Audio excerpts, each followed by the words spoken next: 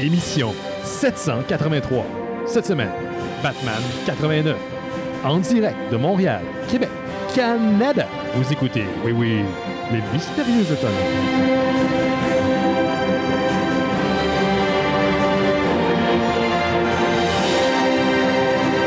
Comment je peux faire des commentaires par-dessus ça? C'est comme ça.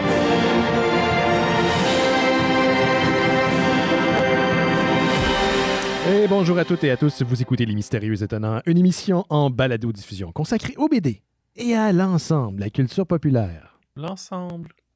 Benoît Mercier au micro et cette semaine, je chante une équipe dont les membres sont sous la poudreuse. Vous les présente à l'instant. Le premier est un spécialiste certifié des espèces, la franchise de films Espèces. Simon Chine est avec nous. Salut Simon. Bonjour.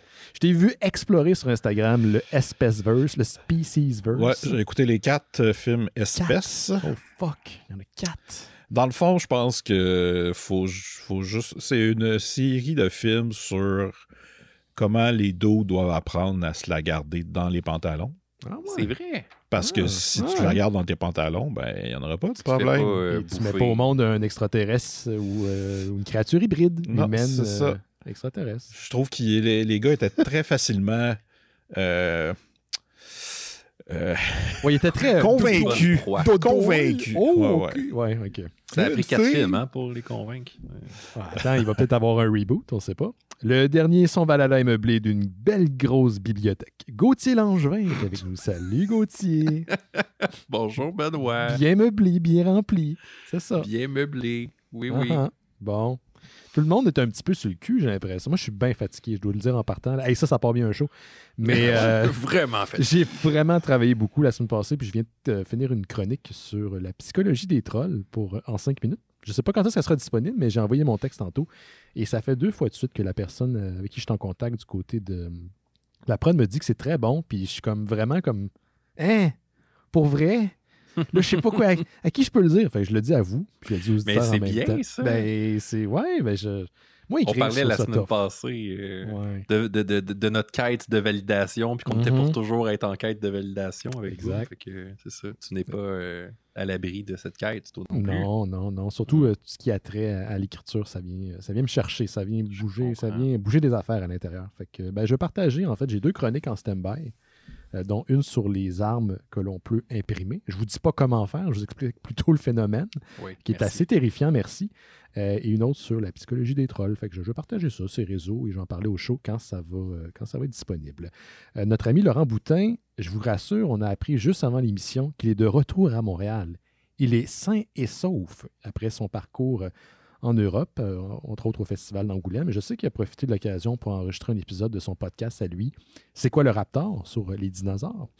Et il ne sera pas avec nous aujourd'hui, mais si Laurent, tu nous entends, si quelqu'un te fait signe, tu peux venir au moins te dire un petit coucou. Moi, je suis juste content de savoir que tu es de retour à la maison.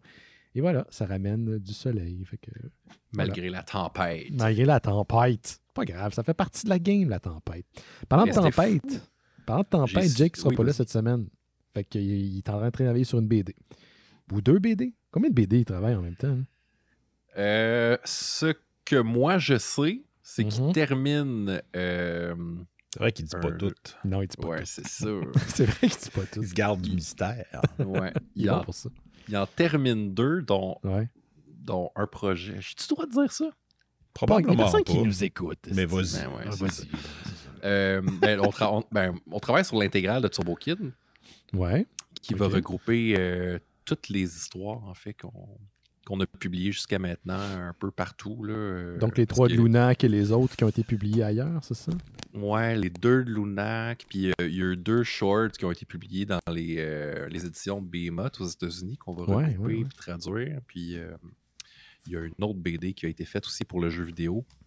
Nice. Faite par Giz, notre ami Giz. Donc, on est en train de travailler là-dessus. Là. Il reste des choses à attacher, là, mais puis il y a un projet qui s'en vient cet automne aussi chez Front Froid. Bon. Est-ce que la BD de Turbo Kid, c'est avec une belle couverture rigide? Est-ce que ça sera... Non, on va rester un peu dans le même esprit que l'intégrale de Hiver nucléaire. On veut que toutes nos intégrales aient un peu la même identité graphique. Là. Donc, couverture souple, mais avec des rabats. Puis On va y aller.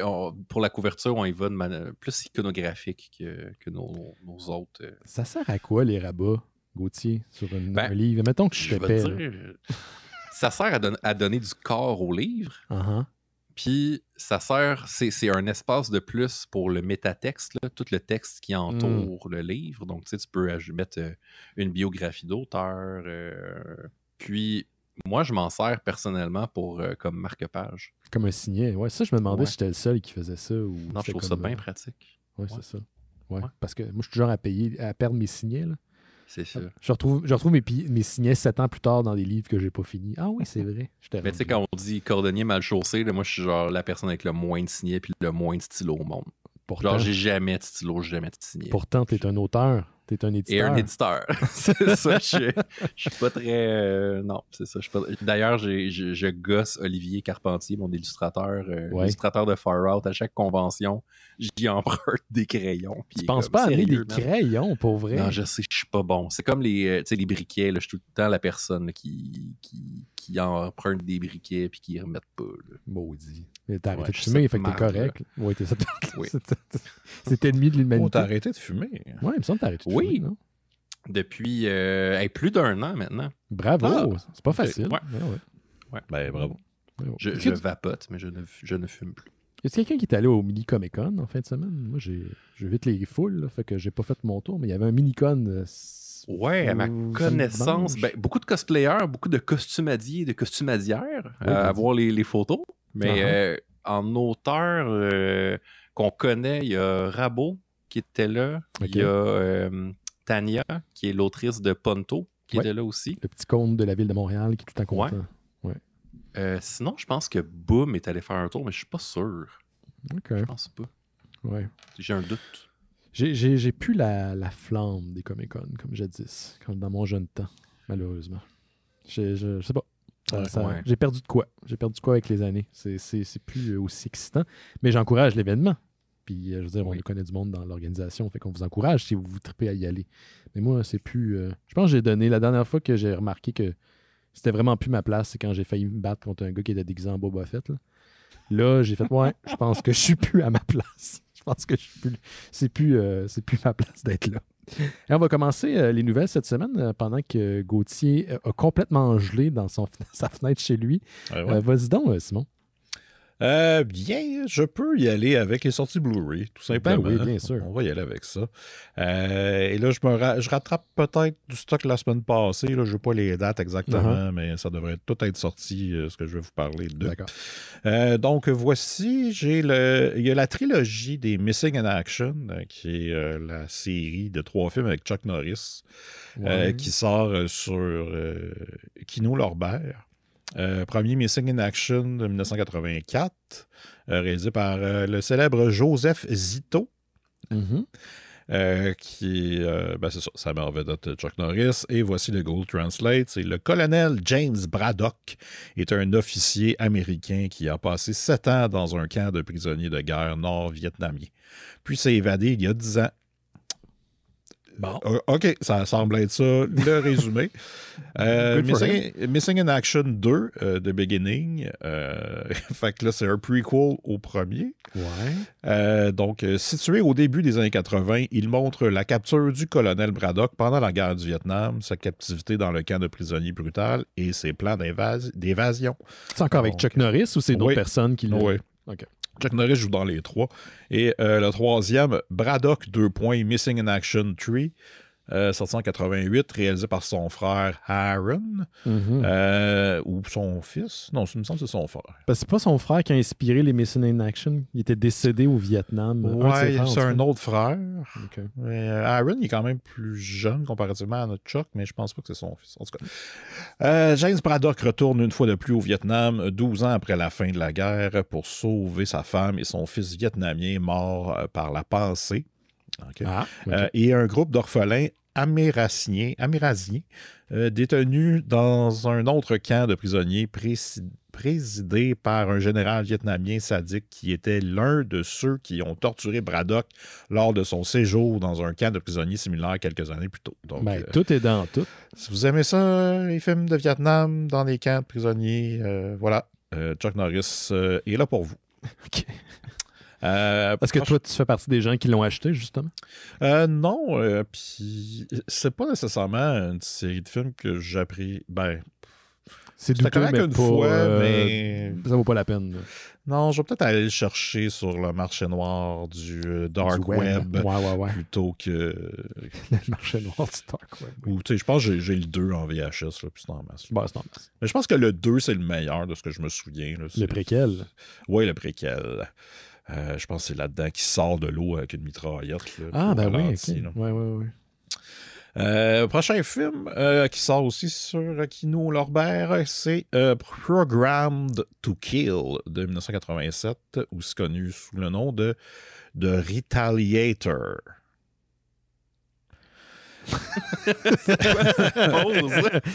On s'est tous regardés de genre, oui. Ah, ben, okay. je mets un petit peu de drame. Ben, tu fais bien. Oui, c'est très bien. Tu le fais bien. C'est avec Robert Ginty et Sandal Bergman. C'est qui ça déjà, Robert? Robert Ginty, c'est le gars dans Wildfire. Ah oui, c'est lui qui veut coucher avec sa sœur. Okay, exactement. Ouais. Excellent film. Ouais. Il réussit finalement, mais pas exactement avec sa sœur. Mais... en tout cas. Ouais, c'est ça, mais on sait pas ce qui se passe après. Là, il s'en va au ralenti avec elle. Là, puis, c'est parce que, tu sais, c'est pas sa sœur. Il a quand même fait de la chirurgie sur une femme pour qu'elle ressemble à sa sœur. Fait que j'imagine que ce gars-là va présenter éventuellement sa nouvelle flamme à sa famille et ses amis. Il va peut-être avoir un malaise. Il va avoir un gros malaise. Oui, mais il va se refaire. il va avoir un malaise. Mais oui, OK, ils sont morts, mais il va avoir des futurs amis. Le gars a 50 ans. J'imagine. Il faut qu'il explique ça un moment donné. Ouais, c'est ça. Surtout qu'ils partent avec les diamants, donc ils ont de l'argent. Donc ils vont être dans la haute société. Puis en même temps, il va falloir qu'ils expliquent. Ouais, ça, c'est une autre fille, mais elle ressemble à ma soeur. C'est ça. Puis quand elle me flash ses boules, j'ai des flashbacks de ma soeur quand elle était petite. C'est ça. Très sain comme esprit. Allez écouter notre épisode sur Wildfire. On a fait un épisode d'année. Ben donc, Programmed to Kill. Une terroriste du Moyen-Orient est capturée par la CIA en Grèce après une attaque sur un marché. Ramenée aux États-Unis, la terroriste subit une opération où elle se transforme en une machine à tuer cybernétique. Donc, un film de cyborg. Maintenant, la CIA a une arme secrète à renvoyer au Moyen-Orient, mais combien de temps pourront-elles la contrôler? Combien de temps? Fait que, ouais. Ça a l'air bien. Ouais. Oui, sûrement. Je sais pas. Gauthier, t'allais dire quoi? Ben, c'est ça. Je comprends. Je suis comme complètement... je sais pas, indécis. Complètement indécis. OK, on va prendre ça. On va le prendre. Ça te déstabilise. Oui, c'est ça. Non, mais ça m'indiffère. On sait pas trop. C'est ça, je pense. M'indiffère, oui. Peut-être quelque chose qui va moins t'indifférer. La collection de la duologie Le Dentiste. Oh! Oui. Non, pas le dentiste, c'est le dentiste to brace yourself. Brace, la pogne dessus. Ça, c'est drôle, ça. C'est un bon jeu de mots. Ça sort sous l'étiquette Vestron Video Collector Series et qui ont tendance à mettre beaucoup quand même d'efforts dans leur sortie, beaucoup de bonus et tout ça. Et là, le dentiste, le premier dentiste et le deuxième, en fait, les deux sont réalisés par Brian Yuzna, qui a entre autres qui a produit le premier Reanimator puis qui a réalisé les deux autres.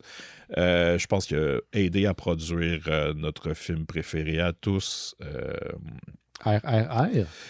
Non, RoboJox. RoboJox, ouais! Le Stuart Gordon. Crash and Burn. Ouais, Crash and Burn, baby. Mais c'est ça, c'est un ami de Stuart Gordon. Puis il a aussi fait, je pense, Silent Night, Deadly Night 4 et 5. Là, mais bon, ouais, les meilleurs. Ouais. Mais les plus grotesques. C'est là où on va dans le paranormal, hein, c'est ça? Il me semble que le 5, c'est paranormal. Le 4, c'est plus paranormal.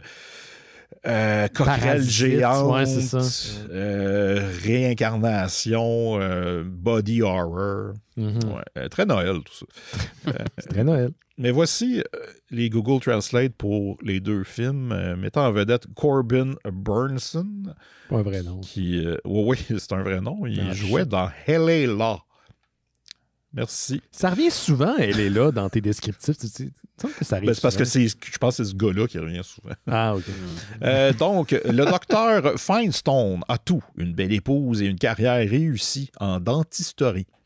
Mais lorsqu'il découvre la liaison de sa femme, il se rend compte que derrière chaque surface blanche et propre se cache une puanteur de pourriture. My God. Calice. Wow. On parle de tarte, là, j'imagine. Oui, c'est ça. Ben hein. oui. Devenu fou, il inflige des cruelles tortures dentaires à ses patients. Et le deuxième, juste au moment où vous pensiez qu'il était sûr de rincer et de cracher, le dentiste dément, le docteur Alan Feinstein, C'est que ça n'a pas d'orgueil. s'échappe de son hôpital psychiatrique à sécurité maximale et ouvre un nouveau cabinet dans une petite ville agricole. Mais là, il faut Oui. un permis.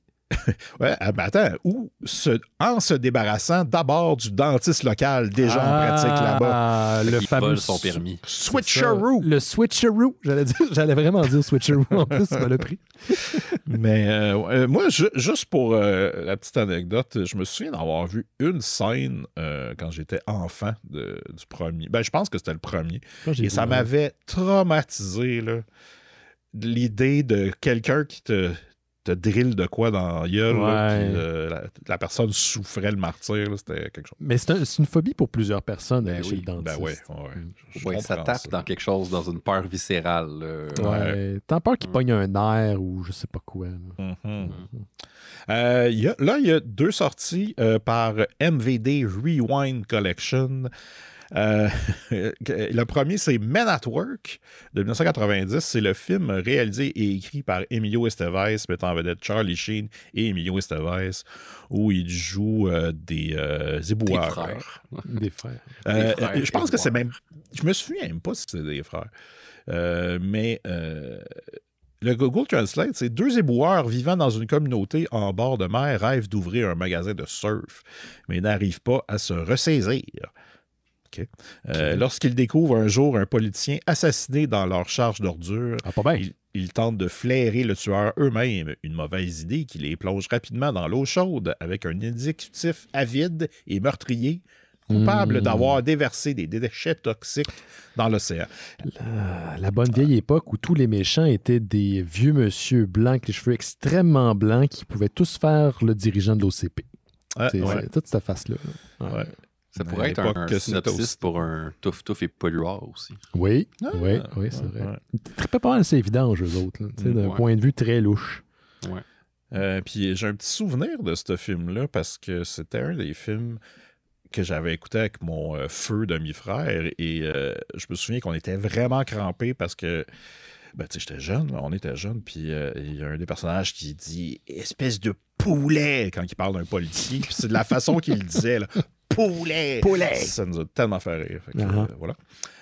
Et le dernier film, c'est The Last American Virgin de 1982, que j'ai déjà vu. C'est un film d'ado, des années 80, un peu folichon, mais... En tout cas, l'affaire, c'est que c'est basé sur le premier film d'une série de films israéliens qui s'appelle les Lemon Popsicle. Et c'est le même réalisateur et producteur. Ça a l'air dirty, ça, un lemon popsicle. Ouais, mais c'est plus, ça file vraiment Porky's comme film. Ah, ok, ouais. Mais le film est connu surtout parce que la fin, ça finit super mal pour un film de ce genre-là. Le nerd qui croise la fille, puis blablabla. Puis là, à la fin... je pense que c'est pas grave si je parle ça, là. Ouais, 82, et il y a d'autres choses qui se passent dans le film, mais le personnage principal dit ses sentiments à la fille, puis la fille, elle dit « Ah non ». Puis là, il s'en va en char, puis il pleure pendant qu'il y a le générique qui parle. Comme dans la vraie vie. Oui, c'est ça. C'est très réaliste. Donc, voilà. Et juste mentionner aussi, j'ai reçu la semaine passée, le coffret Jackie Chan volume 1. Nice. Tous les films, ben pas toutes, mais une partie des films de Jackie Chan des années 70 jusqu'à 82 à peu près. Je trouve ça le fun que ça soit tout là, mais je trouve qu'il n'y a pas eu assez d'amour dans le coffret. Qu'est-ce que tu veux dire par là? Je pense qu'il y a des compagnies qui auraient fait une meilleure pochette, quelque chose de spécial. Là, c'est genre juste un petit étui. Puis là, tu sais, c'est un truc que tu ouvres, puis tu as 7 disques. Là. Ouais. Peut-être t'en parles les casser à chaque fois que tu les ouvres. Là. Ouais, c'est ça. J'aurais aimé ça un petit peu plus d'effort. Mais là, ils viennent d'annoncer le volume 2. Qui couvre la période de 83 à 93, qui sort au 25 avril. Entre autres, il y a Winners and Sinners, Wheels on Meals, The Protector, Armor of God 1 et 2, Crime Story, City Hunter. Je vais l'acheter pareil parce que je suis un sucker. Là, mais, c'est qui l'édite? Charles Factory. OK. C'est-tu dispendieux, j'imagine? C'est quoi, une centaine? C'est une centaine de pièces. Ouais, c'est à peu près ça. Ça va coûter à peu près 107, là, le volume 1. Fait que c'est ça. Quand tu commandes de Charles Factory, est-ce que tu as des problèmes avec la livraison? Genre, il t'est cassé en deux ou un truc comme ça? Je commande pas directement de Charles Factory. Okay. Justement, j'essaie le moins possible par Amazon. Il y a Cinema One qui est canadien. OK. Puis il y a Unobstructed Views aussi qui est canadien. Puis j'ai pas de problème de livraison avec eux autres. Là. Parfait. Je pense qu'il y a plus de chances qu'ils soient maganés avec Amazon. Oui. OK. Ben merci Simon. Un plaisir. Gauthier. Oui. Gauthier. Vas-y donc, mon cher. C'est le moment du mois que vous attendez tous et toutes. Du mois? Ah ouais, OK. Oui, où je vous fais ma chronique Gauthier lit le Wired pour pas que tu aies à le faire. Ah, puis Yes. Jake est pas là. Ben oui, c'est ça. D'ailleurs, j'y avais amené toutes mes copies de Wired dans mon sac à dos quand je l'ai vu cette semaine, puis j'ai oublié d'y donner. Ah bon, c'est ça, bravo à moi. Mm-hmm. Donc, on en parle au Mystérieux depuis déjà quelques mois et le sujet revient régulièrement sur mon fil Facebook. Donc, je vais encore vous parler d'intelligence artificielle, les amis. Oui. C'est moi où j'ai l'impression que ça s'accélère vraiment là, en ce moment. Ça va vite. On dirait que tout de partout. Là. Okay. Ouais, c'est ça. J'avais justement une discussion avec Jake et Cab à ce sujet-là, puis on n'était pas d'accord sur plusieurs sujets, dont le sujet de la singularité, puis à quel point ça va l'intelligence artificielle va venir détruire certains métiers. Donc, j'étais quand même content de voir que dans son numéro de février, Wired publiait un dossier complet sur les IA qui se spécialisent dans la production d'images comme Midjourney. Il y en a 4, là. Midjourney, DALL-E, Stable Diffusion, puis Artbreeder. Yep. Le moins qu'on puisse dire, c'est que l'arrivée de cette technologie-là a créé une onde de choc là, dans les différents milieux de l'image. Puis c'est pour ça qu'on en discute entre nous, là, d'ailleurs, comme même en prenant une bière, là, parce que c'est comme ça devient un peu central là, dans notre industrie là, comme phénomène. Ouais. C'est un peu à la manière que ChatGPT le fait là, pour le texte actuellement. Donc, DALL-E, Stable Diffusion, Artbreeder, Midjourney viennent disrupter ou comment dire en français, perturber le milieu de l'image. Ça brasse les cartes. Ça brasse les cartes. La fameuse fontaine de jouvence. Ah non, ça c'est autre chose. Okay. Donc, je vous ai déjà dit que je me posais... on en avait parlé, Ben, au show, là, peut-être en pré-show, là, mais je vous avais dit que je me posais beaucoup de questions là, sur les implications que ça pouvait avoir. Puis ce qui est vraiment le fun avec l'article de Wired, c'est que ça vient apporter des éléments d'information super importants pour tout le monde qui s'intéresse au sujet, mais aussi simplement pour les gens qui s'intéressent à l'actualité. Là. Ça vient dans un premier temps définir la technologie, de quoi on parle. Parce que souvent, on a tendance à se mêler un peu, s'en mêler les pinceaux, là, parce que ça va rapidement, comme tu le disais, Ben, puis il y a beaucoup de choses qui bougent rapidement, là, puis c'est quand même complexe. Oui, puis les gens mélangent beaucoup, ils mélangent comment je peux dire ça, ils mélangent implication, technologie et résultats. T'sais, moi, j'ai vu des gens qui sont contre l'utilisation des AI sur Internet, si je me base sur les commentaires que j'ai vus, parce que le résultat est, entre guillemets, là, laid, mais ça, tu peux pas baser ton opinion. Parce que si c'est ça, ta limite, elle va te défoncer dans pas long, puis elle est déjà à plein des égards. Les répercussions sont autres que ça.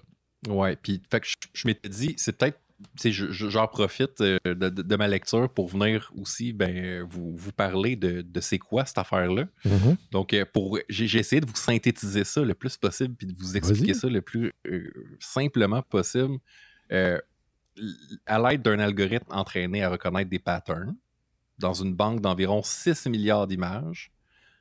Quand on lui demande à cette banque-là de nous dessiner une pomme, par exemple, il comprend qu'on veut qu'il nous dessine une pomme.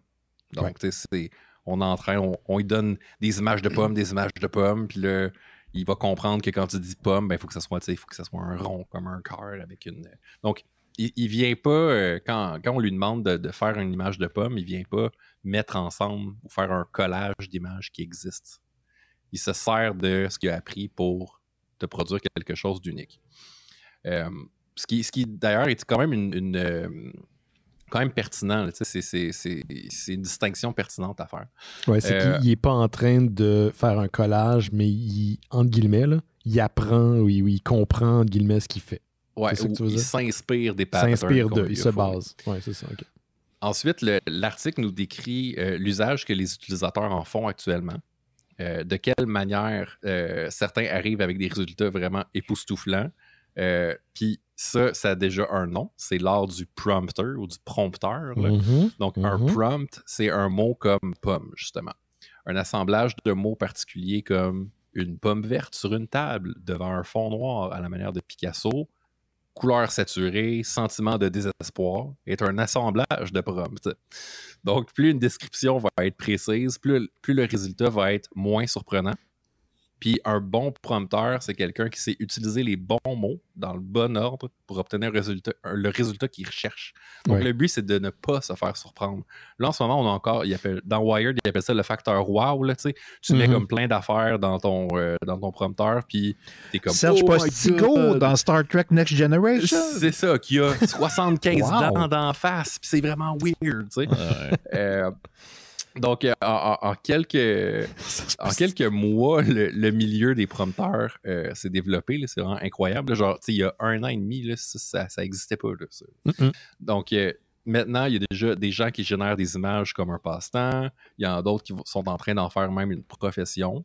Il y a des bons prompteurs, il y a des mauvais prompteurs. Il y a des gens qui partagent leurs trucs ouvertement sur le web. Donc, des séquences de mots qui sont vraiment efficaces pour générer ce que tu veux. Il y en a d'autres qui commencent même à vendre des formations, évidemment, puis à vendre des livres.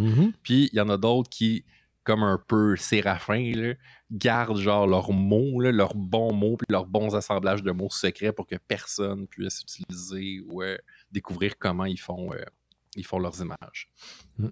Je me souviens, moi, de cet épisode-là dans Les Pays d'en haut, quand Séraphin, il voulait pas que le monde du village, il voit ses prompts. Il était jaloux de ses prompts. C'est ça, non. Donc, ça, c'est déjà le fun pour l'explication, mais l'article nous parle ensuite évidemment des craintes des artistes qui voient l'arrivée de l'IA comme une menace pour leur travail. Certains... Puis, tu sais, probablement que vous avez déjà vu ça passer sur les réseaux sociaux, là, si vous avez des amis qui sont dans le domaine artistique. Il y en a qui ne veulent pas que leur nom soit utilisé comme prompt, par exemple, à la manière de Picasso, comme on a vu dans l'exemple. Puis, il y en a d'autres qui ne veulent pas que leur travail soit utilisé pour entraîner la machine. Donc, ils ne veulent pas que leur image de pomme soit utilisée pour entraîner la machine. Si je peux faire un petit bémol par rapport à ça, rajouter un petit bémol, je ne sais pas pour toutes les AI qui sont disponibles ou qui sont accessibles pour l'instant, mais il y a certaines qu'on ne sait pas à quelle base de données se sont abreuvées. Donc, c'est ce qu'on appelle l'espèce de gros dataset auquel l'AI va aller piger pour apprendre à faire des trucs. Donc, c'est quelque part extrêmement normal, si vous n'êtes pas en marketing puis cynique, là, parce que moi, j'ai entendu dire c'est bien correct. Oui, c'est bien correct. Tu n'es pas un artiste, toi. Hein? De dire, moi, j'ai pas envie que ta machine qui va te générer de l'argent apprenne sur mon dos, même au point d'imiter mon style. Ça, c'est un autre enjeu qui est légal. Ouais. Le gros problème avec ça, c'est de savoir, par exemple, si tu passes une loi pour dire, OK, moi, tout ce que j'ai créé, je veux pas que ça soit utilisé pour entraîner une intelligence artificielle, puis que la Cour a dit, OK, on enlève tout ça. La différence que ça va faire va être vraiment minime. Là. Ouais. Puis, on va en venir un peu plus loin dans justement là, dans l'article de Wired, il parle de ça, la question de l'influence. Donc, puis ça, c'est vraiment intéressant aussi, c'est que l'article, il y a un petit biais en faveur là, de l'IA là, qui m'a un peu gossé, mais avant tout, il questionne pas la validité de ces craintes-là, mais il relève des questions vraiment intéressantes que ces craintes-là soulèvent. Puis des questions qui sont vraiment plus profondes qu'on pense. Par exemple, si un artiste humain est influencé par le travail de Picasso, est-ce qu'il devrait payer un montant à la succession Picasso? Parce qu'en ce moment, l'intelligence artificielle, ce qu'elle fait, c'est qu'elle s'influence des œuvres des artistes qui ont créé des œuvres. Mm-hmm. Donc, si un artiste veut faire enlever son travail des images qui nourrissent la machine, est-ce qu'on enlève aussi celles qui sont le résultat de l'influence que son œuvre a eu sur l'œuvre d'autres artistes humains? Je peux-tu rajouter encore de quoi par rapport? Je ne vais pas te couper ton élan, là, parce que j'ai entendu cet argument-là, puis je comprends la logique. Parce que quelque part, les humains font ça aussi. T'sais, moi-même, je peux le faire quand je vais partir un projet dans Photoshop. Je vais aller piger dans Pinterest, Instagram pour m'inspirer. Des fois, ça peut être juste une base, puis des fois, je peux être très collé, d'autres fois, non. Puis, je le comprends, mais cet argument-là, à outrance, fait à un moment donné que le monde n'a plus de job aussi. Il y a le facteur humain pour moi là-dedans. T'sais. Il y a des gens, il faut que, je sais pas si c'est au courant, là, mais on a des loyers à payer, puis des vies à gagner. Cet aspect-là, moi, me gosse d'aller à un niveau tellement de pure logique, style Vulcain, qu'on en oublie que le fait que ces gens-là, c'est le gagne-pain. Ces techniques-là vont peut-être gruger dans le gagne-pain de vraies personnes qui ont des vraies vies. T'sais. Ce qui est vraiment intéressant, c'est que souvent, quand ces genres de phénomènes-là arrivent, il y a un phénomène de montée aux barricades là, assez rapide là, parce qu'on a peur justement de perdre nos jobs. Puis ce qui arrive habituellement, c'est qu'il va y avoir une espèce de phénomène de collaboration qui va puis d'influence qui va se mettre en place. Puis ça, on l'a vu avec l'arrivée de la photographie au 19e siècle. Là. Puis Wired fait vraiment un bon parallèle avec ça. Les peintres ont vu l'arrivée de la photo comme une menace à leur art, mais graduellement, il y a une espèce de collaboration entre les photographes et les peintres qui est née, où on retouchait les photos, par exemple, pour ajouter des couleurs. Faut pas oublier non plus que les courants moins figuratifs, abstraits, carrément non figuratifs, ont été, entre autres, là, pas essentiellement, mais une réaction à l'arrivée de la photo. Donc, c'est sûr que le métier d'illustrateur, de créatif, sont vraiment vont être changés. Ils vont changer, mais je pense pas que ça va effacer le travail. Je pense pas que... Moi, j'ai jamais pensé que ça allait être effacé, mais j'ai tout le temps pensé que c'est déjà difficile de faire comprendre ta valeur en tant qu'artiste à un client. Puis il y a des clients qui sont beaucoup plus difficiles que d'autres.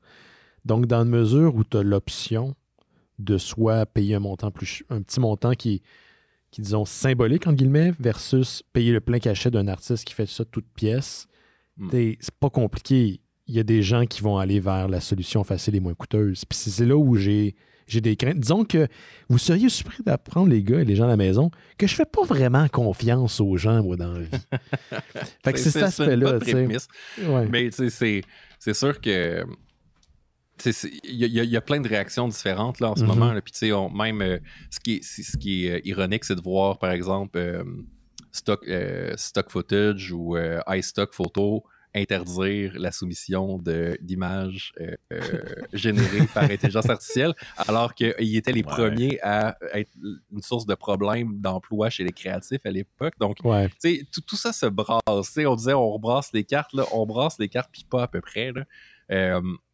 C'est sûr que, comme je disais tantôt, le magazine a vraiment un biais favorable là, par rapport à l'IA. Puis, je sais pas si je suis prêt à ouvrir, comme toi, Ben, les bras, le grand ouvert, en disant comme nous accueillons cette nouvelle technologie genre, qui est merveilleuse. Mais je l'accueille pas, moi. Je suis juste comme, Ben, c'est ça. Moi, mais ça m'a aidé à ouvrir mes horizons, à tout le moins. Puis à rester quand même attentif à l'arrivée de cette technologie-là.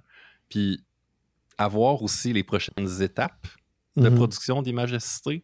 C'est évidemment la 3D et l'animation. Qui sont déjà en place, et la musique. C'est ça. Donc là, vous jumelez ça au métavers puis aux jeux vidéo, puis vous avez un autre univers de questions et de craintes qui s'ouvre. Donc, finalement, moi, je suis pas, je veux dire, je vois ça avec beaucoup de curiosité. Puis la chose que je trouve peut-être la plus fascinante dans toute cette histoire-là, c'est le retour en force du langage en tant qu'acte performatif.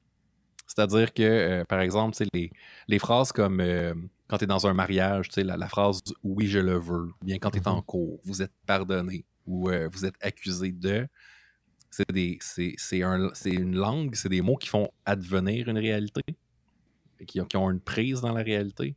Puis j'ai l'impression qu'on perd de plus en plus cette idée-là que les mots ont un sens, puis une incidence. Puis j'espère qu'on avance vers un monde où on va découvrir l'importance du langage, qu'on va redécouvrir l'importance du langage performatif. Puis à l'heure où on dit tout et n'importe quoi sur Internet, c'est peut-être pas si mal. Ouais. Donc, tu sais, c'est une dimension, c'est plus intellectuel là, comme intérêt, là, mais je pense que ça a des choses à nous apprendre sur notre définition de la créativité, notre définition du talent. Si on peut utiliser cette technologie-là pour se poser des questions sur, justement, c'est quoi faire de l'art important comparé à, tu sais, du travail de commande pour faire un logo pour quelqu'un qui s'en calisse. Ouais. On aura au moins gagné ça, tu sais. Tu voulais-tu racheter quelque chose, Simon? Juste de niaiserie, fait que je... Ah, t'aurais pu. Mais je voulais pas le couper. Non, je comprends. Mais c'est super intéressant. Moi, c'est des questions qui me fascinent. Je l'ai déjà dit à l'émission, ce qui me fait peur, c'est pas tant... quand je dis il y a un danger pour les artistes, je dis pas que c'est ce qui va arriver. J'essaie de dépareiller ce que je connais de la vie aujourd'hui, puis du contexte d'aujourd'hui, puis la réalité d'aujourd'hui versus ce qui s'apprête plus tard. Fait que je suis très constant qu'on a un biais négatif en partant, puis on est porté à exagérer, voire prédire des choses plus graves qu'elles vont véritablement arriver. Ce qui me fait plus peur, c'est pas le milieu artistique, quoique je pense qu'il va y avoir des répercussions, c'est la désinformation. Moi, c'est ce qui me fait le plus peur depuis plusieurs années. L'idée que ces outils-là pourront être utilisés à des fins de désinformation et de miner la confiance entre les États, les gouvernements, entre nous. Mais moi, ça me fait peur. C'est ça qui me fait peur. Ouais. Je comprends. Ce qui me fait peur, c'est comment le capitalisme va utiliser ça. Ah ouais. Et aussi, tu sais, souvent, je fais des blagues comme, de toute façon, c'est pas important, on meurt à la fin. Mais là, je me dis, hey, peut-être que non. Ah. Peut-être que l'AI va nous amener à une nouvelle réalité qui va faire que notre conscience va être transférée dans des affaires. La transhumance. Exact. Ouais, on sait plus, là. On sait plus. Mais on sait plus. Bien qu'on sait plus. Il y a bien qu'on qui fait du sens. Non, il n'y a pas grand-chose qui fait du sens. Pas grand-chose. Fait que je reste à l'affût. C'est un sujet qui m'intéresse énormément. Si jamais vous avez des suggestions d'articles ou de liens par rapport à ça, shootez-moi ça. Discord est mystérieux, on peut taguer directement à Gauthier, puis on a une section technologie, science, où ce que les gens peuvent mettre justement des articles de toutes sortes. Moi, j'ai, pour mon premier segment, en fait, ma première nouvelle, qui n'en est pas vraiment une, c'est un segment que j'essaie de mettre en place depuis la semaine passée, finalement, depuis 2 semaines, le retour des Mystères étonnants, 2-3 semaines, en 2023. C'est l'idée de vous faire participer au show, vous, auditeurs et auditrices. Donc, on a une adresse qui est une adresse SpeakPipe qui mène vers une boîte vocale et très facilement, à partir de votre téléphone ou votre ordinateur portable, vous pouvez laisser un message vocal. C'est assez simple. Si vous n'aimez pas le message, vous l'effacez et vous recommencez. Donc, l'adresse, avant de vous faire jouer le message qu'on a reçu, c'est speakpipe.com/mystérieux. Donc, c'est MYSTERIEXE. C'est super simple. On ne veut pas des messages parfaits, là. Ça peut être un commentaire, suggestion, juste un petit témoignage. Donc, c'est ce qu'on veut faire en 2023. Et le témoignage et le témoignage et la question que nous a proposé Martin est assez intéressante. Et la première partie du message s'adresse d'ailleurs à notre ami Simon Chénier. Donc, je vous fais jouer ça. Martin, qui est un membre du Discord. Ça. Ben oui, c'est toi, ça. Hey, salut les LME, c'est Martin. J'aime bien l'idée du SpeakPipe à l'année, donc je vais profiter de la plateforme pour vous poser une question et faire une suggestion. Mais avant, je veux dire un gros merci à Simon pour avoir insisté sur l'ère Krakoa des X-Men. J'avais abandonné les mutants après Claremont et je pensais jamais m'amuser autant avec eux de nouveau. J'aimerais te rendre l'appareil, Simon, en te suggérant la run de John Byrne des Fantastic Four, si tu ne l'as jamais lu. De 80 à 86, les FF sont vraiment devenus pour moi la première famille Marvel. J'y retourne de temps en temps et je m'amuse encore. Donc, une question. Êtes-vous tous dans le MCU fatigue ou y a-t-il un film ou une série qui s'en vient qui vous excite un peu? Merci les mystérieux. Continuez votre bon job. Je continue de vous écouter. Merci. Merci Martin. Martin qui nous suit depuis longtemps. Je pense que ça fait plus de 10 ans qu'il nous suit. Il était d'ailleurs là, présent hier pour la soirée lutte du dimanche. Quelqu'un qui veut commencer? Toi, Simon, tu hachais de la tête la question. Qu'est-ce que tu en penses? Pour le MCU, moi, je suis encore dedans. Je pense que la phase 4, il y a eu des trucs un petit peu moins intéressants, mais c'était jamais mauvais pour moi. Puis j'ai encore du fun. Puis j'aime l'idée que il y a plein de nouveaux personnages dans cette phase-là. Puis là, ils vont commencer à apparaître dans toutes les autres affaires. Puis je suis excité pour Ant-Man quand même. J'ai toujours aimé les Ant-Man. Puis là, ça a l'air plus épique. Même si j'ai pas vu les trailers, parce que je me suis gardé des surprises.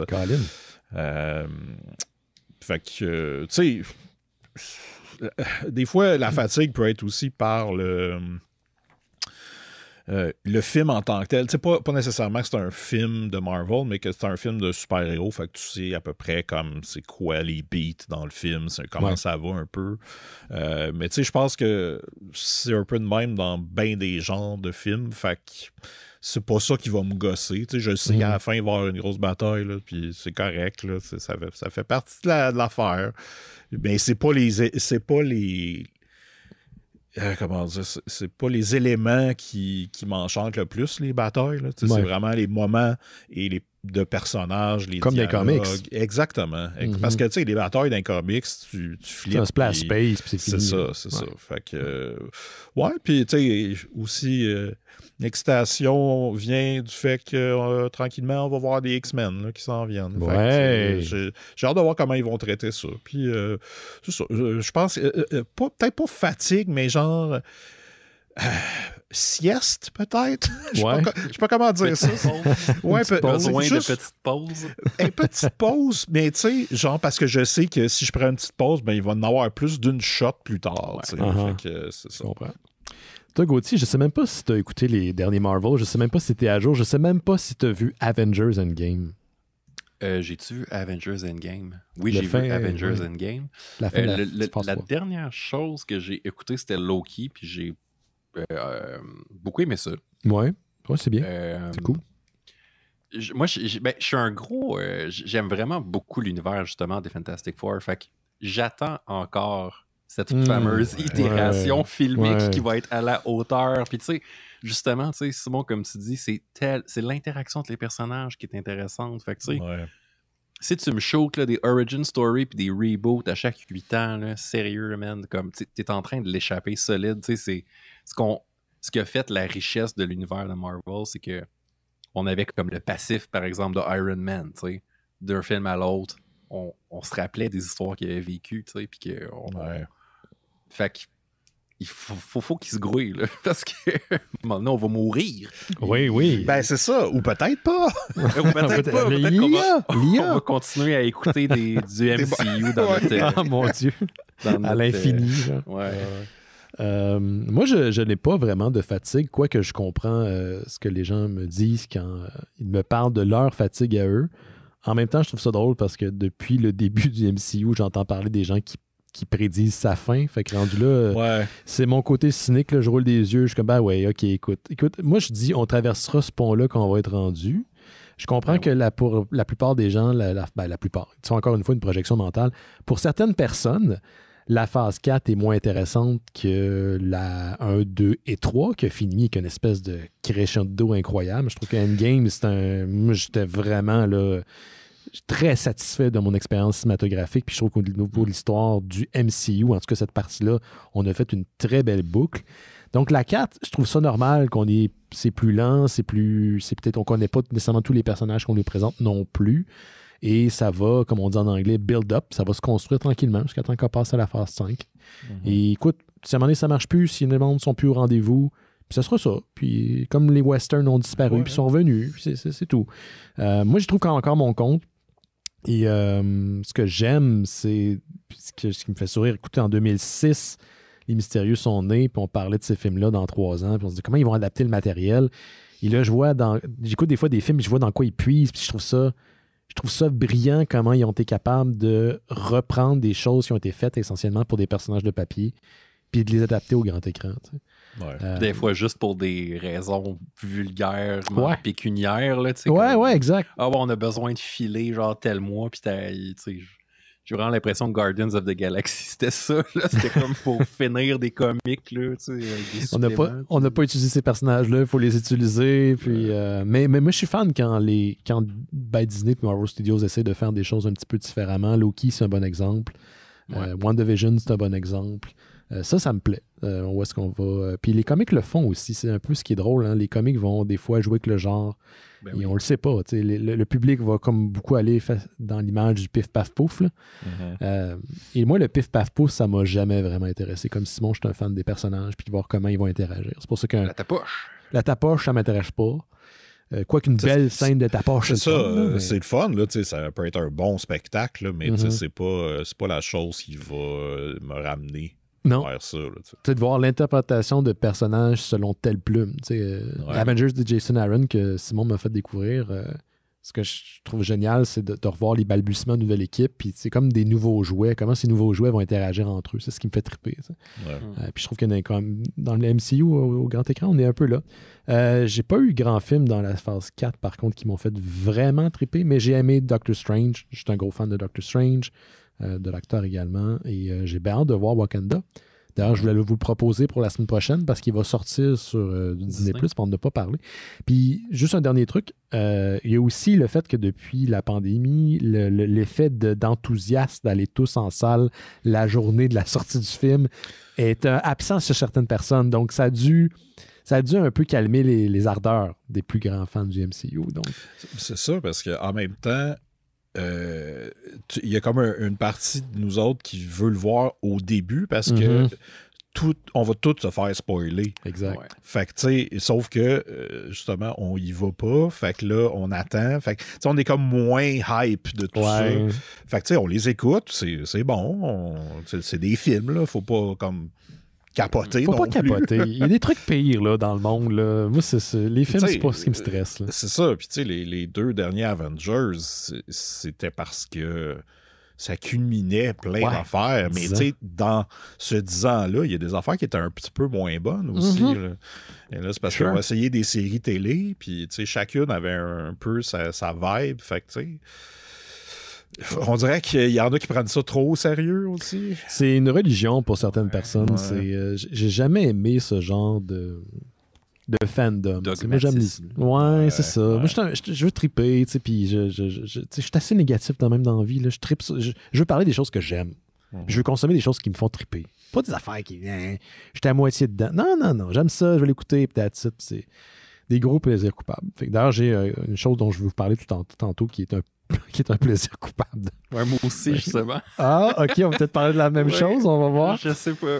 OK, on va voir. Ben, vas-y donc, Simon, on va avancer comme ça. J'espère, Martin, n'hésitez pas à laisser un message vocal, là, ça serait vraiment cool de vous faire participer en 2023. Speakpipe.com/mystérieux E. Le lien va être dans les show notes, donc dans les notes du show, et je vais essayer de ça. On va le plugger partout, n'hésitez pas. Bon, Simon. Justement, je vais répondre à la question aussi. Non, j'ai pas lu John Byrne sur Fantastic Four. Je pense que j'ai vu quelques numéros parce qu'il y avait des crossovers avec Chris Claremont, mais j'ai pas lu ça. Mais éventuellement, mais là, je continue les X-Men. J'ai fini Executioner Songs. Yeah. Que j'ai beaucoup apprécié. Non, j'ai vraiment aimé ça. Puis j'ai comme catché. qu'est-ce qui faisait qu'au début, tu sais, toute l'ère post-Chris Claremont, j'en marquais un peu moins. C'est parce que dans ce que Chris Claremont faisait, il y avait tout le temps des sous-textes dans ce qui se passait. Puis où il y avait beaucoup de... On part une petite histoire, puis on revient comme 2 ans après avec... Fait que tu sais, il y avait plein de petites affaires. Dans ce qui a été fait après, c'était plus comme... Dans ta face, c'est ça qui se passe. Il y a des gros guns, les X-Men. C'est les 90s, les 90. C'est ça. Ouais, sauf que, tu sais, Executioner Songs, l'event qui était avec X-Men, Uncanny X-Men, X-Force et X-Factor. Puis ça parle de Cable, puis de Strife. Puis, encore? Ouais, mais... j'ai vraiment aimé ça, sauf que j'ai aimé ça pour d'autres raisons. C'était juste parce que, justement, c'était comme action-pack, ça arrêtait pas. Tous les personnages étaient là. Mais tu sais, il n'y avait pas vraiment de substance derrière tout ça. C'était juste dans ta face. C'était comme un gros film d'action. Mm-hmm. Fait que tu sais, j'ai apprécié ça aussi. T'es rendu où à peu près dans ta lecture? Parce que là, c'est ça, je viens de finir Executioner Songs. Fait que je suis comme rendu en 92, 93. Quand même, tu t'en viens rapidement, là. Ouais. C'est juste que là, plus j'avance, plus il y a des affaires à lire. Oui, il y a une multiplication. Mais il y a une baisse, par contre. Tu vas voir dans les débuts des années 2000, je crois, il y en a moins. Puis ça revient. Puis à un moment, tu vas rattraper où t'es rendu là en ce moment avec l'Arcacoa. Fait que t'auras pas besoin de lire tout ça. Tu l'auras déjà fait. Ben ouais, j'ai quand même hâte, mais là, j'ai quand même pris une... Ben, c'est pas que j'ai pris une pause, mais j'ai pas vraiment eu le temps de lire grand-chose cette semaine. T'as-tu mis à jour les listes de lecture sur le Discord? Toujours, le X-Men classique, oui, pas Krakoa. Il faut que je recheck l'ordre des affaires, mais je vais faire ça. Pour les gens à la maison, si vous allez dans la section BD, bande dessinée sur le Discord, en haut à gauche, il y a un bouton, c'est comme une épingle, vous cliquez dessus, puis vous avez accès à 2 fichiers Google Doc, et Simon a mis son ordre de lecture à lui, là, parce qu'il y en a plusieurs qui existent sur Internet, mais ils sont souvent incomplètes. Son ordre de lecture pour l'ère Krakoa des X-Men et celui des Claremont, et maintenant, les 90s, donc avec les auteurs qui ont suivi. Mais là, je vais vous parler de quelques films que j'ai regardés. Yeah. Parce que je trouve ça important. Non, je pense que j'ai fait mon résumé de Species en début d'épisode. C'est ça. Non, j'ai découvert un film qui est sorti en 2020 qui s'appelle The Matchstick Flame. Tu sais, on a déjà parlé du cinéma de Neil Breen, qui vient du cinéma de Commetteur, comme tu disais à l'époque, Gauthier. Et là, j'en ai un autre, mais c'est pas space comme Neil Breen, c'est plus action, mais c'est quand même un gars qui se met en vedette dans un film d'action. J'ai vraiment ça filait comme le Samurai Cop de 2020, si on veut. J'ai pas vu celui de 2020. Non, mais ce que je veux dire, c'est pense à Samurai Cop puis mêlé en 2020. OK, je comprends ce que tu dis. Le look, mais tu sais, il n'y a pas le charme, il n'y a pas la naïveté. Mais je dis ça, puis je dis ça positivement, étrangement. Je sais pas comment le dire. Le film a le pire sound design. Je vais commencer par ça. Là. Les sons sont incroyables. Si on se souvient de Birdemic, c'est un peu ça. La prise de son, le micro qui pogne les chars alentours, tout ça. Le gate, Ouais. Mon Dieu, puis là, l'histoire, c'est un gars qui s'appelle Stick qui sort de prison après des années parce que là, il veut reprendre le pouvoir de la mafia hollywoodienne.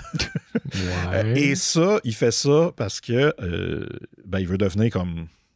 C'est ça. La mafia hollywoodienne est comme une agence d'artistes en même temps, mais il te force à être son artiste. Fait que, tu sais, genre, si tu dis non, il te tue. Fait qu'à un moment donné, genre, il y a un gars qui est habillé en joueur de basketball, qui s'en va dans une toilette publique. Là, il s'assied aux toilettes, puis là, le vieux mafieux, il défonce la porte. Il dit « Hey, tu veux-tu travailler avec moi? » Puis là, il dit « Hey, non, what? Qu'est-ce que tu fais là? » Puis là, vu qu'il a dit non, il le tire, tu sais. Fait que c'est ça. Il fait ça avec des danseuses de maladie, des scénaristes, puis d'autres mondes. Pas des scénaristes, ils n'ont rien pour eux autres. Fais pas ça. Imagine.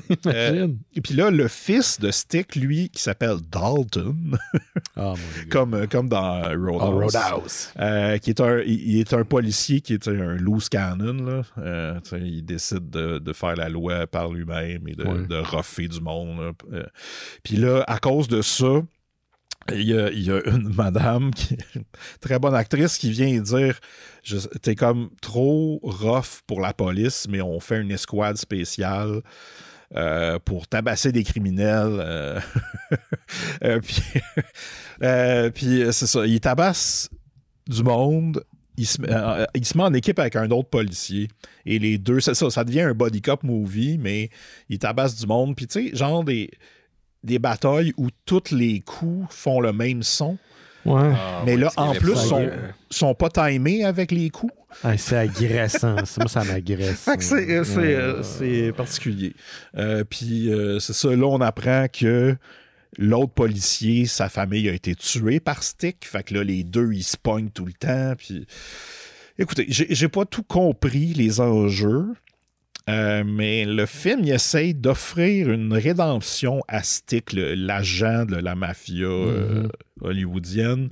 À un moment donné dans le film, puis tu fais comme pourquoi on est supposé le détester? Il tue du monde random. Puis là, le film finit. Oh, wow! OK! Mais honnêtement, je pense je le vends assez bien, mais j'ai vraiment eu du plaisir à écouter ça. Et là, juste vous dire qu'il y a un deuxième qui s'en vient. Oh, shit! Mais tu le fais bien parce qu'il y a déjà du monde hype là, dans le chat. Excellent. Ça s'appelle Matchstick Flame. Il se trouve sur YouTube, d'ailleurs. Wow! Fait que c'est 1h20. C'est magnifique. C'est quoi le nom du réal? C'est-tu le gars qui se met en scène lui-même dans ses films? Là? Aïe, aïe.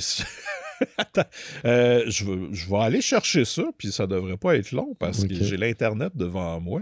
Ben oui. Puis là, si je rentre l'information Matchstick Flame... Ben oui, il est en train de faire ça. C'est ça, je fais ça. Le nom de cette légende qui est née.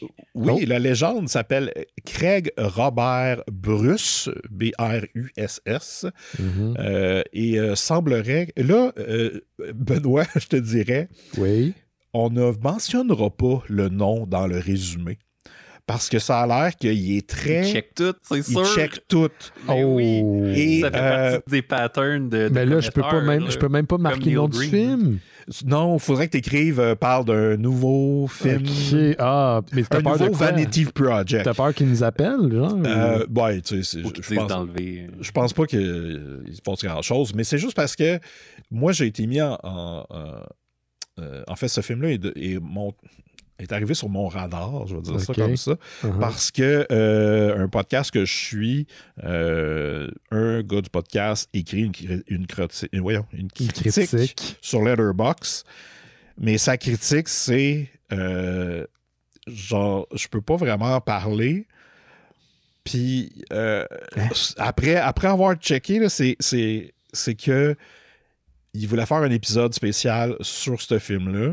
Il avait invité des gens. Puis à cause qu'il allait peut-être se moquer du film, ben eux, ils ont menacé de poursuivre. Ah, come on, esti. Pas c'est poursuivre ces dudes-là. Un podcast. Ben oui, là. Fait que tu veux qu'on en parle ou qu'on n'en parle pas de ton film? Ces esti dudes-là. Ouais, les déconnectés. Garde-le chez vous, le film, puis... Ouais, ben ça n'a pas de sens. Mais, tu sais, si tu veux, je peux te parler de d'autres films pour comme ça, tu vas avoir de quoi écrire. Ben, je vais l'écrire, oui, parfait. Puis, tu sais, en tout cas, en espérant qu'il ne parle pas français, là, aussi. Peut-être ouais, c'est ça. Il ne saura pas trop. Parce que là, il y a comme quelqu'un dans le chat qui a écrit son nom, fait qu'il va sûrement popper là, avec un Google Alert ou je sais pas quoi. Là. Ah, ben, dans le chat, je pense pas. Bon, mais... tant pis. Regarde. Ben, je peux vous parler. Je me suis lancé dans une aventure de visionnement des films de l'acteur et martial artist Jerry Trimble, T-R-I-M-B-L-E, quelque chose du genre. C'est des films des années 90, la plupart faits aux Philippines. Le premier, c'est One Man Army, et là, c'est un champion de kickboxing et son chien qui combattent les chiens, disons, le shérif et ses sbires d'un petit village qui sont des criminels. Mais est-ce que le chien est vraiment proactif ou il est juste là? Le C'est ça que chien, j'allais demander. honnêtement, Est-ce qu'il fait du kickboxing? Ah Est-ce que oui. le chien fait du kickboxing? le chien est un berger allemand et le chien est, je dirais, vole la vedette du film parce que, Voilà. ben évidemment, ce genre de film-là, tu dis, un chien, il y a des méchants avec des guns. Ouais. J'espère que, tu sais, Ben, il va mourir. ça n'arrivera pas. Il va mourir Non, mais des couilles. dans le sens que ok, souvent, ok. les chiens peuvent décéder Oui, c'est vrai. dans ce genre de film-là. Mhm. Puis, il n'y avait aucune information sur doesthedogdie.com, qui est un site qui nous dit si le chien dans un film meurt. Ouais, c'est ça. Et il n'y avait pas d'information. Et je veux juste vous rapporter que non, il ne meurt pas. Et il est très... je trouvais que c'était similaire à John Wick, là, avec Halle Berry puis ses deux bergers allemands. Là. C'était Comme un il- bien cosmique en fait. si on veut, ouais. C'est un berger allemand, OK. Ben ça, c'est la meilleure de race de chien pour faire du kickboxing, en plus. C'est parfait, ça. Demandez pas à un genre de labrador faire du kickboxing. Non, Non, ça veut rien savoir. Puis il s'amuse à mordre les bras des méchants, puis leur couilles, Ben oui. là, puis c'est ça. Fait que Jerry Trimble, il round kick tout, là, puis il devient le nouveau shérif. Puis là, son meilleur ami, qui est qui est chien. accro à la coke, fait un heel turn à la fin, puis là, Non. c'est lui le méchant du film, puis bon, on comprend pas trop pourquoi. Oh, un terme de lutte? Parce que c'est les années mais, 90, c'est ça pourquoi. C'est Ouais. Ouais, c'est vrai. Ben, parce qu'on dirait que le film avait pas assez. Il y avait comme pas de méchant marquant. Puis ils se sont dit au troisième acte, ben écoute, on va en rajouter un. Puis ça va être lui. Puis là, lui qui tire sa femme. Puis là, il vire fou parce que tu sais, de la coke. Ouais, c'est ça, coke. C'est ça. Fait que, donc, One Man Army de 94 de Sirio à Santiago. Puis après, j'ai écouté Full Contact de 93.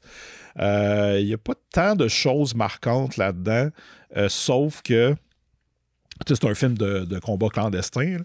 Puis à un moment donné, Jerry Trimble, il s'entraîne et il s'entraîne sur le tronçon de rue qui est utilisé pour filmer le bar de It's Always Sunny in Philadelphia.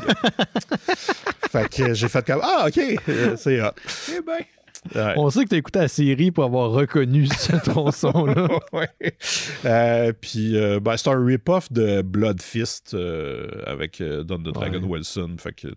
Mais là, si c'est des combats très clandestins, est-ce qu'il y a des riches là, qui viennent voir les matchs puis qui parient puis ça des entends comme en background?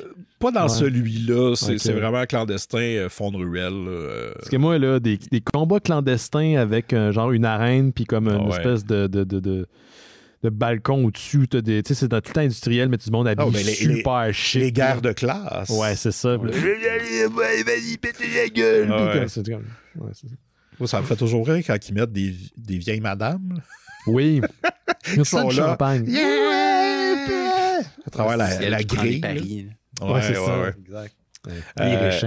Et le prochain, j'ai écouté le film qui s'appelle Breathing Fire de 1991, encore avec Jerry Trimble, mais ça met aussi en vedette Ke Huy Quan. C'est qui ça déjà? Qui est présentement nominé aux Oscars Ben pour oui! Everything Everywhere All at Once. Sure. Et qui était demi-lune dans Indiana Jones. En 91, il a fait ce film-là et comme je m'amuse à dire, c'est que je pense qu'il mérite tous les trophées du monde pour avoir passé à travers ce film-là, pour éventuellement avoir la carrière qu'il a, parce que ce film-là est très niaiseux. Il y a Bolo Young en drague, il y a... Bolo Young. Il y a Jerry Trimble qui joue le père adoptif de Ke Huy Quan. Excusez, ça a été difficile de te dire ça. No Time for Love, Dr. Jones à la place. Si tu veux. Ah, oui, je pourrais. Mais je le dirais pas. C'est ça, il joue le père adoptif, puis on apprend vite que finalement, c'est le méchant du film qui a fait des cambriolages avec Bolo Young. Et là, fait que, tu sais, il y a comme une charge émotionnelle qui n'est pas là du tout. Parce qu'on comprend pas pourquoi il est evil, puis c'est super mal écrit. Mais j'ai adoré. C'était je pense que c'est peut-être le meilleur. Quand on le voit donner des entrevues en ce moment, puis il parle de sa carrière qui était pas facile, il pense probablement à ce film-là dans sa tête. Probablement. Ouais, ouais. ça. Mais au moins, c'est ça, lui se bat contre Bolo Young, puis c'est un combat, le fun. Il fait les cascades, puis tout. Là, il fait quoi, Bolo Young? Il est encore actif? Aucune idée. Parce que dans le temps, il faisait des faces. Ouais, il fait des faces. Il fait des faces, mais là, je sais pas ce qu'il fait. Ouais, je sais pas. C'est un condo payé avec ses faces, mais... Écris-nous, Bolo Young, si... Puis là, je vais en écouter un autre là, de Jerry Trimble. J'étais curieux, tu sais, ce genre de personnage-là. Je dis personnage parce que, tu sais, c'est ça, c'est des martial artists qui deviennent acteurs. Ouais. Tu regardes, puis là, tu sais, on connaît Chuck Norris, il y en a d'autres dans le genre, puis tu dis, ah non, j'espère que c'est pas genre devenu un Trumpiste, là, puis tout. Ouais. Puis là, j'étais allé fouiller, puis non, c'est plutôt l'inverse. Ben, pas l'inverse, mais tu sais, je veux dire, il met son masque, là, puis il fait pas a l'air correct. Okay. Et voulez-vous que je vous fasse un lien avec les Beatles? Ben, vas-y. Ben, why not? Parce que Jerry Trimble est marié à Amy Dolenz, qui était aussi une actrice plus connue dans les années 80, qui est la fille de Mickey Dolenz, qui était dans les Monkees et qui a apparu dans le clip A Day in the Life avec les Beatles. Hey, tout est chercher ça loin. Wow, c'est boulot. Ouais. Bravo. Ça fait plaisir. Je peux faire ça tous les heures de la nuit. C'est son super pouvoir. Hein? Ouais. On vient d'ouvrir une fenêtre sur ton esprit. Ouais, moi aussi, je suis en train de disassocier. Ouais. Ok, c'est bon. On va passer à Gauthier d'abord, ça te dérange pas. Vas-y. Ah ouais, Gauthier. non, allez-y, là, je t'ai fusé. Moi, je peux pas croire que je m'apprête à dire ça, donc c'est le moment de mon plaisir coupable. Vas-y donc, je suis curieux. Je dois vous avouer. Je dois mettre en contexte avant, parce que moi, je suis quelqu'un qui a joué à Donjons & Dragons toute son adolescence, pas mal. Fait que pour moi, c'est Donjons & Dragons, c'est associé à plein de souvenirs vraiment drôles, le fun, d'anecdotes, de jeunes de 14 ans, 15 ans qui font des niaiseries dans leur sous-sol. Puis, bois du Mountain Dew. Ouais, puis des May West, puis du Pepsi en canette. Mais fait que je dois vous avouer que je suis quand même excité à l'idée du nouveau film de J'ai vu la bande-annonce, ouais. Puis, fait que c'est tu sais, il y a déjà eu des films de Donjons & Dragons qui ont été faits, puis... Non. C'est ça. Non, il n'y en a jamais eu. On préfère se dire qu'il n'y en a jamais eu, parce que, bon, à l'époque, j'étais tout aussi excité, puis j'ai été tout aussi très déçu de mon visionnement. Tu sais, j'étais allé au cinéma là, avec mes amis, puis on était costumés, puis tout, là, on était vraiment craints. Non. Wow, non, je vous avoue ça, là, live. Oh mon Dieu. Quel âge que t'avais? 16 ans, 15 ans, à peu près. Mais tu sais, moi, je faisais des lives, des LARP, puis tout, là, fait que... Ok, t'étais cette gang-là. J'étais habitué de me costumer. Mm-hmm. Donc, puis la qualité... Tu sais, je me suis toujours dit, un bon film de Donjons & Dragons, pour que ça soit pas un énième film médiévalo-fantastique avec des dragons, il faut que tu aies l'impression que les personnages, c'est des ados qui jouent. Mm-hmm. Je sais pas si vous comprenez ce que je veux dire. Ouais, il faut que les acteurs aient un second degré dans leur jeu qui sont comme « Ah, ok, c'est un jeune qui est en train de jouer à Dungeon. » Puis, à voir la bande-annonce qui est sortie, j'ai l'impression qu'ils ont catché. Parce qu'on est vraiment dans la même formule que le MCU. Là, puis c'est là le lien avec ce qu'on disait tantôt. C'est très Guardian of the Galaxy. C'est très Guardian of the Galaxy, c'est campy as fuck, là, tu sais, il y a comme, puis je sais pas si c'est le montage du trailer, mais ça, on va le découvrir juste en voyant le film, là, mais... On va y aller costumé, d'ailleurs. Non. Pas game. Puis, l'autre chose qui me fait espérer, c'est que un réalisateur, c'est John Francis Daly, qui avait réalisé Spider-Man Homecoming. Puis, il l'avait écrit. Il l'avait écrit parce que... Puis c'est ça, il a écrit aussi une partie du screenplay pour Donjons & Dragons, puis il réalise. Et juste pour te dire, c'était aussi un des kids dans Freaks and Geeks. Ah, OK. Puis il a travaillé sur Bones aussi, je pense, là. La série Bones, là, de le médecin légiste, là, je sais pas trop, là, mais... Mm-hmm. Tu sais, fait qu'il y a comme cette espèce d'esprit là, du geek là, qui connaît très bien, là, je pense. Là, Freaks and Geeks, c'est en plein dans ces années-là où Donjon était comme hyper populaire. Puis moi, je trouve ça... Ouais, je pense qu'ils font une game dans Freaks and Geeks à un moment donné. Ouais, c'est vrai. je trouve ça juste vraiment drôle que Chris Pine il joue là-dedans. Là. Comme, ça peut être vraiment drôle comme ça peut être un flop total, mais mes espoirs sont quand même assez relevés. Puis c'est ça. J'ai le commentaire que j'ai dit à ma blonde quand elle m'a envoyé le trailer, c'était wow, ça a vraiment l'air nul. 3 petits points. In a very awesome way. Comme, je veux que ça soit nul, mais que ça soit awesome. Puis je pense que c'est possible. Penses-tu... j'ai pas vu le dernier trailer, je pense que j'avais vu le teaser, mais... Il est meilleur que le premier. OK. Mais penses-tu que, mettons, le film commence, puis c'est des kids qui jouent sur un tabletop, puis là, après, on tombe dans cet univers-là? Vraiment ça. Ouais, ça serait vraiment cool. C'est la fin, genre un peu comme le film de Lego. Là. Ouais. On continue. On arrive dans la réalité. Là. Ça pourrait être le fun qu'ils fassent ça. J'ai l'impression que, je sais pas si c'est Wizard ou Devin qui est propriétaire de Dungeon, mais c'est Wizard of the Coast. C'est Wizard encore. Fait que, tu sais, on voit les monstres, c'est des monstres du bestiaire, là, monstrueux là, de Dungeon. Là, ils sont vraiment allés chercher des tropes qui existent dans le jeu. Fait que, il y a clairement beaucoup de fanservice, mais après ça, tout va être dans l'histoire. La manière dont ça va être joué. J'ai une question pour toi, Gauthier, parce que ce que je trouve qui est... il y a des gens qui sont peu familiers avec l'univers du fantastique qui vont mélanger Donjons et Dragons, Pathfinder et même Lord of the Rings. Ouais. Puis là où Lord of the Rings est très différent, je dirais, de Donjons et Dragons, quoiqu'il y a des similitudes parfois, c'est du soft medieval fantasy, tandis que Donjons et Dragons, c'est dans ta face. Je veux dire, c'est... Ouais. Tout est gros. Vous pouvez la jouer plus soft, on s'entend, là, mais tout est gros. Comme tu le disais, il y avait des bébés du bestiaire qu'on voit dans la bande-annonce, des trucs extrêmement complexes et colorés, puis extravagants. J'ai l'impression que pour cela, juste pour cette nature-là du jeu, t'as pas le choix de la jouer gros au cinéma, parce que sinon, tu peux pas le prendre au sérieux. Faut que ça soit là, du niveau de Thor Ragnarok. Là. Ouais, c'est ça. C'est Sony Speak, comme tu disais, c'est Guardians. Là, sinon, il faut vraiment pas que ça se prenne au sérieux. Là, parce que sinon, écoute Lord of the Rings, parce que c'est du gros médiéval fantastique épique.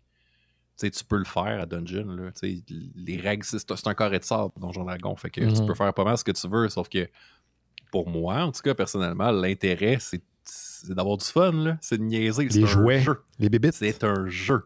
Fait que c'est ça, on se croise les doigts.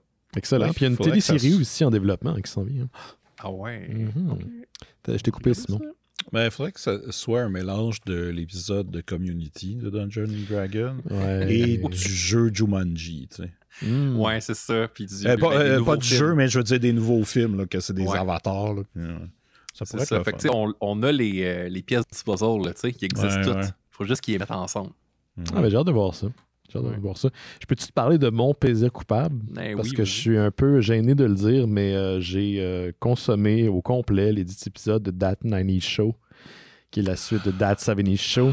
Une série qui a vraiment été marquante sur Fox dans les années 90 et début 2000. Hein, ça a été diffusé quand même de 98 à 2006. Ça se passait dans les années 70, donc de 76 à 79, puis le dernier épisode, on passe dans les années 80. Il y a eu un 80s Show dont personne ne se souvient. Ça a été un flop monumental. Moi, je l'avais écouté, mais il y avait comme l'âme de la série n'était pas là.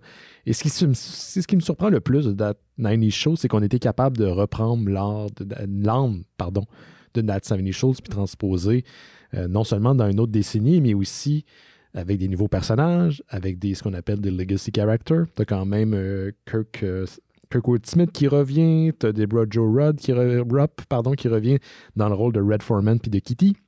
Donc, c'est incroyable, ils n'ont pas vieilli. Ils n'ont pas vieilli, puis leur énergie, elle est incroyable. Leur dynamique est incroyable. Kirkwood Smith a 79 ans. Il y a de la même Christie de gueule qu'il y avait en 2006. Puis, tu sais, ils n'ont pas perdu. Tu comprends qu'il y a comme une espèce de mémoire musculaire à jouer leur personnage aussi. Les deux acteurs, quand tu regardes les vidéos d'arrière-scène, ont l'air d'avoir du fun ensemble, de se retrouver. Et comme disait Deborah Jo Rupp, c'est comme une petite réunion à chaque épisode. Parce que, oui, il y a d'autres personnages de la série des années 70, des années 90, 2000 qui reviennent, qui font des petits caméos, mais c'est principalement à propos de Red et Kitty et de leur petite fille qui s'appelle Leia, qui est la fille d'Eric et de Donna des années 70. Ah, il l'a appelé Léa, finalement. Il l'a appelé Léa. Rick est un gros fan de Star Wars. Puis ça, puis la fille, elle est vraiment bonne. C'est tous les autres jeunes acteurs, c'est tous des acteurs qui n'ont pas fait grand-chose. Ils ont environ 15-16 ans, là, pour vrai, dans la vraie vie. Presque comme leur personnage.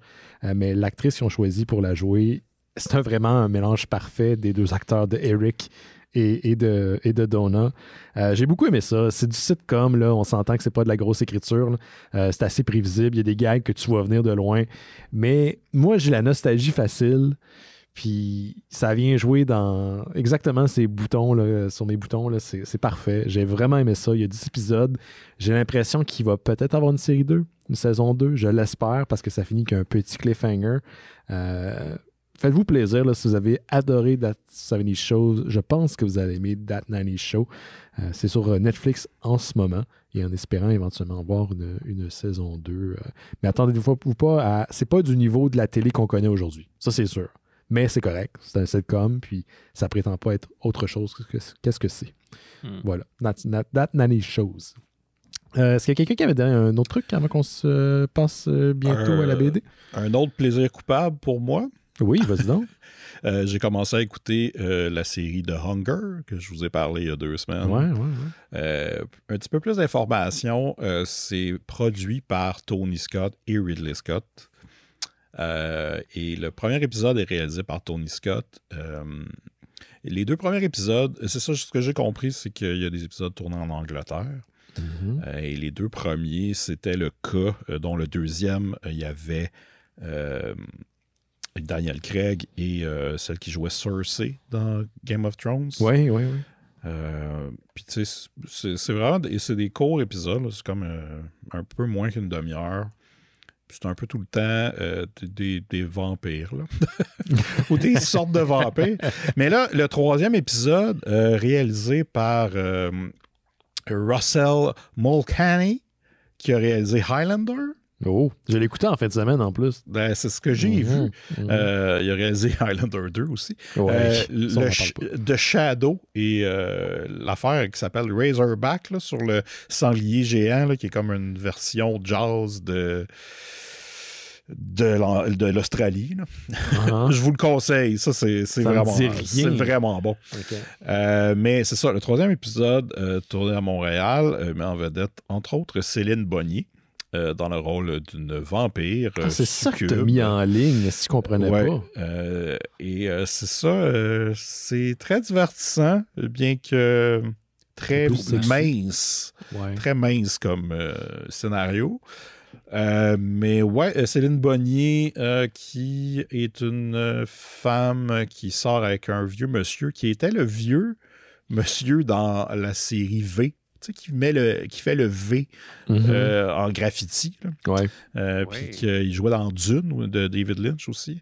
Puis là, il y a un jeune monsieur qui voit la fille puis qui est comme c'est qui elle? Puis là, il commence à y parler. Puis là, évidemment, les deux commencent à flirter. Puis finalement, à un moment donné, elle fourre avec.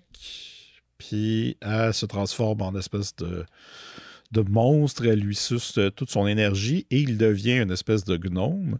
Et tout ça dans le but que le gnome soit le partenaire de bridge du vieux monsieur. Ben non. Pour l'éternité. En tout cas, mettons que ça fait du sens, là, mais c'est un peu tout croche. C'est comme une espèce de tentative de faire Twilight Zone. Mélangé avec des vampires, genre? Ouais, c'est ça. Puis, tu sais, c'est vu qu'ils ont pris le titre parce que Ridley Scott avait fait le film de Hunger, qui est un film de vampires. Je pense que c'est un peu ça. C'est un peu tout le temps des variations sur ce thème-là, là, de sucer l'énergie de l'autre personne là, pour garder de la jeunesse. Je peux-tu te dire, quand tu as mis l'extrait de la séquence avec Céline Bonnier où elle suce l'énergie du dude, puis lui, il vieillit, là, où il se transforme en gnome, là, c'est cool parce que je savais que tu étais en train de te taper aussi les species. Je pensais que Céline Bonnier était dans un des species parce qu'elle a vraiment comme... des mandibules qui ressemblent à la créature dans Species. Ouais, ça aurait pu. J'étais comme, ah, OK, je savais pas qu'il était dans le 4. Puis, là, j'ai écouté l'autre épisode après qu'il y avait, tu sais, au générique, il y avait France Castel, mais là, comme 30 secondes. Là, c'est un extra. Quasiment. Là, elle avait une couple de lignes en anglais, là, mais c'est ça. Puis là, je me suis dit, hey, écoute, je vais tout de suite skipper à un qui m'intéresse vraiment. Puis là, j'ai écouté l'épisode de Marina Orsini en espèce de sorcière avec le plus gros front et des oreilles pointues, qui, encore là, séduit un jeune garçon pour qu'il devienne son valet pour l'éternité. Wow. Parce que le valet qu'elle avait avant est en train de mourir, qui est joué par David Warner, qui a entre autres joué dans Tron. Le vieux Tron. Puis c'est ça, là, à un moment donné, elle embrasse le gars, puis elle rajeunit un peu. Le gars qui est Jacob Tierney, qui a joué dans Watatata. C'était l'ami de Michel Couillard dans la saison 1. Oui, l'anglophone. C'est ça. Puis après, ben lui, il a réalisé des films en fait anglais, et il a joué dans le fameux film Québec. Excusez, j'ai un blanc, là. Québec. Salut, Québec. Non, salut, Québec. J'essaie de me souvenir, c'était French Connection. Ouais, voilà. Le fameux film québécois très mauvais. Puis c'est ça. Je vais continuer à faire ça. Je peux pas dire que... Tu sais, on parle de plaisir coupable, mais je pense que je pourrais juste dire coupable. C'est pas tant de plaisir, là. Plaisir coupable sans plaisir. Ouais. Mais là, fais-toi pas de mal à ce point-là. Mais oui, t'es pas obligé. Là, mais c'est pas... je dis pas ça négativement non plus. Il y a de quoi... C'est ça. J'ai du plaisir, mais... mettons au niveau 2 sur 10. T'sais. C'est comme... c'est correct. C'est correct. C'est ça. Est-ce que tu as plus de plaisir à regarder ça que le film du commetteur dont on ne peut pas prononcer le nom? Non, ça c'était trop magnifique. Quand ça part. Ouais. Puis sinon, je suis en train d'écouter aussi Melrose Place. Oh man, qu'est-ce que tu fais là? Non. Ouais. Bon. Qu'est-ce que vous voulez? En français ou... Oui, en français en plus. Ouais, shit. Ouais. Ça, je peux voir l'intérêt quand même. Ouais. C'était très, très, très sexu, Melrose Place. C'était un peu le 90210 version adulte, là, non? C'était le 90210 dans la vingtaine avec les mêmes problèmes que 90210. Je veux dire, tous les gens ils ont les mêmes problèmes. Ils ne se parlent pas. Ouais. Fait qu'il y a plein de mésentendus. Comme dans Seinfeld. D'imbroglio. De quiproquo. Ils se parlent pas, mais ils patinent beaucoup. C'est ça. Oui. Ben, il y avait tous le même condo. Hein, c'est ça. Ouais. Puis tout se règle à la fin d'un épisode. Puis c'est ça. C'est le fun. Et on a beaucoup trop parlé de Place Melrose déjà. Ouais, je pensais pas en parler tant que ça. C'est ça. On est tout le temps à une Place Melrose de nous surprendre. Ouais. T'avais-tu un dernier truc, toi, Gauthier? Parce que moi, j'en ai un. Non. Je vous parlais tantôt de nostalgie avec That 90 Show. Puis That 90 Show, ça ramène à les années 70. Hein? That 70 Show. Puis That 70 Show, ça ramène à... Ben a beaucoup écouté la télé de Fox le vendredi soir alors que les gens sortaient au Scratch de Brossard et aux Oupsi ou autre bar. Toi, t'écoutais Dark Angel. Moi, j'écoutais Dark Angel le vendredi. C'est vrai, j'écoutais ça. Et X-Files le dimanche. Mais à cette période, j'étais vraiment obsédé, voire fasciné par Star Wars. Et je vous l'ai déjà dit à l'émission, mais j'étais un grand amateur de l'univers étendu de Star Wars. Et vous le voyez en arrière dans mon décor, j'ai des vieux livres de l'ancien univers étendu qui a été effacé quand Disney a racheté Lucasfilm il y a plusieurs années de ça maintenant. Puis c'est bien correct, il y a des éléments qui reviennent de temps en temps, qui redeviennent canon. Donc, j'étais vraiment obsédé par Star Wars, mais j'ai jamais été un fan de Star Wars qui était, disons, fasciné par les coulisses, ce qui se faisait en arrière. Tout ça, ça m'intéressait pas. Moi, ce qui m'intéressait, c'était surtout les histoires, l'univers étendu de Star Wars. Donc, on m'a envoyé une revue de Star Wars qui s'appelle Star Wars La Revue. C'est aussi simple que ça. C'est en français. c'est français. C'est une revue qui, au départ, moi, j'étais bon, OK, qu'est-ce qu'il y a à dire sur Star Wars? Il y a eu tellement d'articles, il y a tellement eu de spéciaux à la télévision, il y a tellement de sites spécialisés. Qu'est-ce qu'une revue va m'apprendre qu'un site spécialisé ne peut pas le faire? Et finalement, j'ai été agréablement surpris parce que dès le départ, l'éditeur explique dans la mise en contexte, c'est une BD, c'est une revue, annuelle. C'est un magazine annuel. Donc, déjà là, il y a une attention qui est portée à l'infographie. Et moi, en tant que graphiste, j'apprécie particulièrement quand le texte flot dans une œuvre papier. Et ma foi, c'est très, très bien réalisé, très bien fait. Il y a des belles agences aussi d'images, de concepts, d'extraits de sortie des films, des comic books, de différentes sortes de sources liées à Star Wars. Dans ce numéro-ci, qui est d'environ de 206 pages, il y a des dossiers sur le lien entre Star Wars et le Japon, avec des belles pages couverture de posters, d'affiches de japonais, mais ça va beaucoup plus loin que ça encore. Il y a un portfolio où est-ce qu'on voit diverses illustrations tirées de l'interprétation d'artistes de Darth Vader. Et on a des portraits, par exemple, les coulisses de la série d'animation Clone Wars, comment on l'a mis en place, des trucs in-universe, comme on dit en anglais. Donc, dans l'univers Star Wars, on va parler, par exemple, du Conseil de Jedi. Ça vient de où, c'est quoi, qu'est-ce qui se passait là-dedans, quels étaient les membres. Des trucs que Ben, de 17 ans, aurait vraiment trippé à l'époque, quoique j'ai eu du plaisir à redécouvrir un peu ces informations-là. Mais il y a 3 portraits que j'ai vraiment aimés dans la revue. Un avec Ian McDiarmid, qui a joué l'Empereur Palpatine, maintenant, plusieurs reprises, là, parce que, on peut spoiler, il est de retour dans le dernier qui est sorti, Rise of Skywalker. Mais surtout, ça, j'ai vraiment trippé, messieurs, dames, avec Timothy Zahn, l'auteur qui a ramené ou qui a déclenché une série d'univers étendu en roman dans les années 90, qui a été au palmarès du New York Times au niveau de la vente des livres, et Doug Chiang, qui est un concepteur-illustrateur qui a travaillé pour l'industrie du cinéma pendant plusieurs années et pour Lucasfilm. Il était parti, il est revenu, maintenant il est à la tête du département en fait concept qui travaille sur non seulement les livres, les jeux vidéo en partie, mais aussi je sais que Disney a toute une flotte de vaisseaux de croisade, mais de croisière.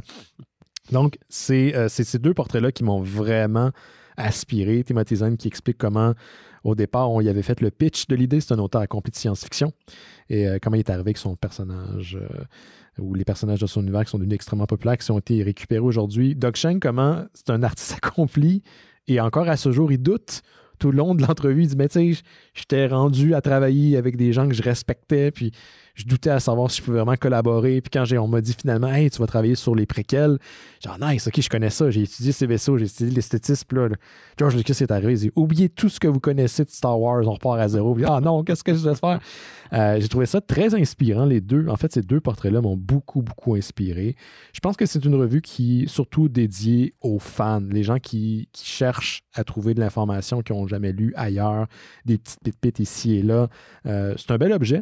C'est quand même assez massif pour les gens qui écoutent la version vidéo du podcast en ce moment. Ça se place bien dans la bibliothèque. Ça aussi, c'est cool, avec une belle reliure. Alors, ça s'appelle Star Wars, la revue. Ça sort une fois par année. C'est quand même un peu dispendieux. On parle de 24 à 95 €. Donc, faites la conversion canadienne. Mais si vous êtes fan, je pense que ça vaut la peine. C'est venu titiller des souvenirs. Et ouais, donc Star Wars, la revue. Allez mettre la main là-dessus si ça vous intéresse.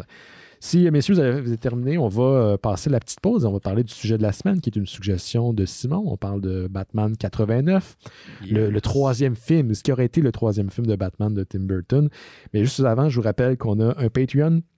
Si vous allez sur cette plateforme, vous avez en échange de votre contribution monétaire qui est équivalent d'1 café par mois, du contenu exclusif, dont Bifurcation. On a recommencé notre cycle dédié aux frères Coen la semaine dernière avec, c'est Inside Llewyn Davis.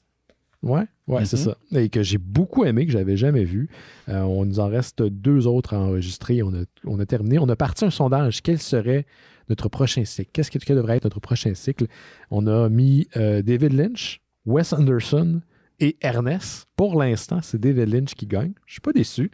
Quoique Ernest, c'est quand même un univers intéressant, je pense, à aller explorer. Donc, en échange aussi de votre contribution, vous avez accès au Discord des Mystérieux Étonnants. Pensez à l'Internet, mais sans trop de cul. Les gens se partagent des articles et s'en vont pas promener. C'est vraiment une plateforme, on écoute des films. Et on commence en février, le mois que tout le monde attendait, mais en se traînant les pieds. Paix, baguette et béret bleu. Donc, que des films français pour le mois de février. On a décidé de mois le plus court. Hein? On est intelligent comme ça. Merci à Blaise, qui est un membre Discord des Auditeurs des Mystérieux Étonnants, qui a fait la programmation. On va quand même enchaîner ça en mars avec le mois gros bras. Tu sais, question de remonter un peu là, les niveaux. Mais je suis quand même intrigué. Là. Je pense que ça va être le fun. On va pas arrêter les vendredis, par contre, puis on va pas arrêter non plus la lutte. Donc, ce sera pas de la lutte française. Là. C'est pas du monde qui vont s'engueuler dans un octogone. Inquiétez-vous pas. Ça va être du vrai catch. La lutte en folie! La lutte en folie! Donc, beaucoup de quiproquos. Le con et la toubib à la plage! Excusez à nos auditeurs français, on en a quand même quelques-uns. On vous aime quand même, vous autres, vous êtes corrects. Vous faites en sorte que les Mystérieux Étonnants existent. Si vous venez au Patreon, on a aussi 2 autres podcasts, Terre Kaiju, qui a commencé sa saison 3. I guess qu'il va y avoir un autre épisode. Oui, ouais. Demain. Ah, ouais, OK. Bon, on enregistre. Vous enregistrez demain. Et il y a un Noël Cheese d'Or qui s'en vient. Cette semaine, on vous l'annonce, je pense, probablement jeudi, mercredi. Un des deux. Vous pouvez nous encourager d'autres manières, parler du podcast, le partager, donner un petit 5 étoiles sur iTunes. On est partout sur Apple Podcasts, Google Podcasts, Stitcher, Spotify, Amazon Music et toutes les plateformes qui vous observent et vendent vos informations personnelles, Facebook, Twitter, Instagram et mystérieuxétonnant.com. On vous rappelle notre SpeakPipe. Si vous voulez laisser un message vocal, SPEAK pipe.com/mystérieux avec un E à la fin. Donc, c'est MYSTERIEUXE. Commentaires, suggestions de lecture ou whatever. Soyez pas gênés. Qu'est-ce que tu allais dire, Simon? Juste mentionner que le crossover Actu Moniaise, les 2 versions vidéo sont maintenant disponibles pour tout le monde. C'est plus derrière le paywall du Patreon. Donc, avant, c'était seulement les membres Discord des Mystérieux puis les membres Patreon aussi de Tumoniaise. Mais là, c'est ouvert à tous. J'ai partagé le dernier vidéo sur le Facebook des Mystérieux ce matin. D'ailleurs, si vous vous demandez encore une fois pourquoi il y a... Je sais que c'est ça, là, il faut comme alimenter la bête. Là. Je suis pas très actif sur Facebook. C'est sur Discord que ça se passe. Je mets les efforts à bonne place. Donc, venez nous rejoindre si ça vous tente.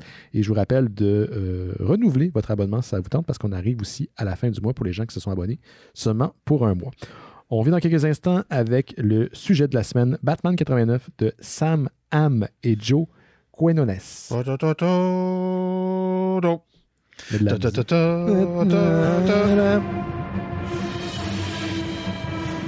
Vous écoutez Les Mystérieux Étonnants. On va maintenant parler de la BD de la semaine. Et cette semaine, c'est Batman 1989 de Sam Hamm et Joe Quinones, publié chez DC Comics. C'est un 6 numéro qui est maintenant collectionné en un trade, un volume.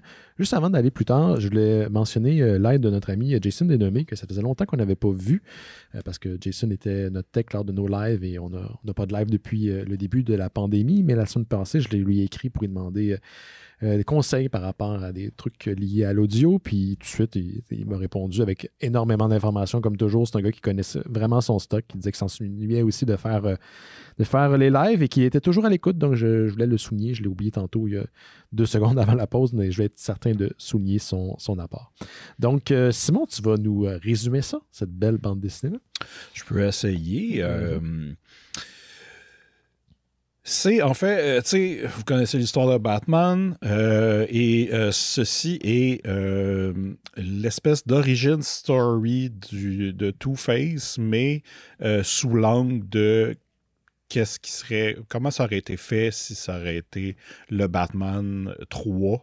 De Tim Burton. Sûrement de Tim Burton, voilà.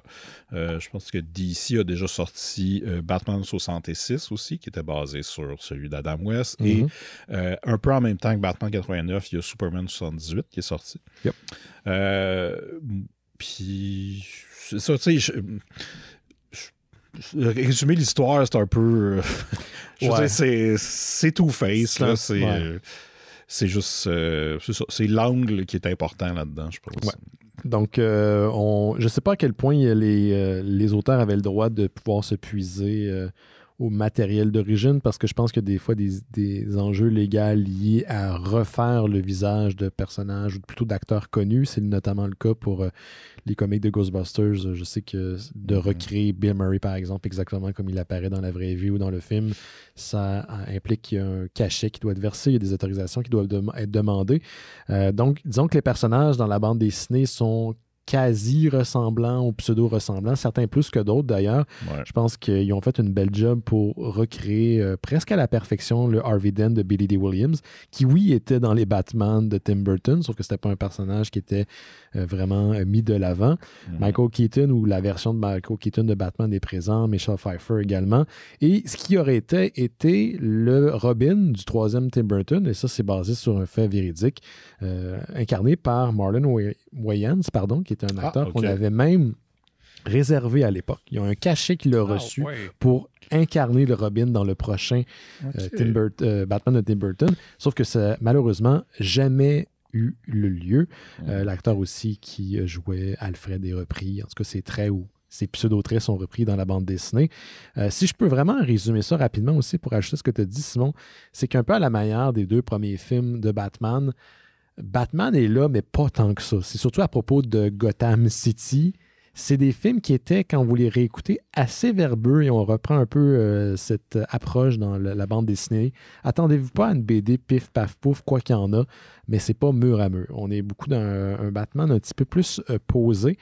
On va faire le tour rapidement, voir votre appréciation. Et comme Simon, tu viens de résumer la BD, je demandais à Gauthier, qu'est-ce que tu en as pensé?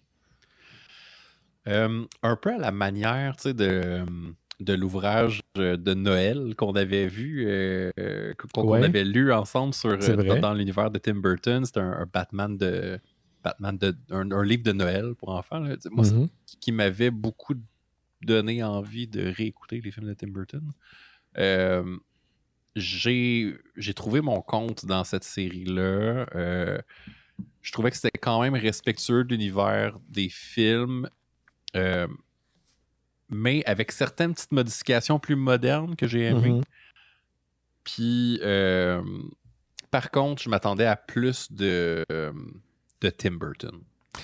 Ouais. C'est plus ça, là. C'est la seule critique plutôt négative que j'aurais à faire. C'est que, tu sais, attendez-vous pas à l'univers déjanté, très fantastique de Tim Burton. Tu sais, il y a un peu ça, mais je trouve à part dans le saut de Two-Face, je ne l'ai pas vraiment retrouvé ailleurs. Je comprends. Ouais. Simon? Écoute, il y a tellement d'affaires à dire là-dessus, mais c'est parce que la BD, tu peux la lire de tellement de façons, c'est-à-dire, est-ce que tu la lis pour c'est une suite aux 2 Batman ou est-ce que est-ce que je critique le fait que c'est une suite? Est-ce que je critique la BD? Est-ce que je critique justement est-ce que c'est une BD qui reprend les idées d'un film de Tim Burton? Comme tu dis, je pense que ça manque de Tim Burton là-dedans. Ouais. Mais est-ce que la BD en tant que telle est quand même intéressante. C'est ça. Si tu n'as pas des attentes par rapport à Tim Burton, ça reste quand même une bonne bande dessinée, je pense. Ouais, c'est ce que j'ai trouvé. Puis, tu sais, il y a des clins d'œil à certains trucs. Tu sais, je pense qu'il y a une des premières pages là, qui a plein de clins d'œil à plein de films de Tim Burton. Ouais. Mais aussi... Ouais, c'est ça.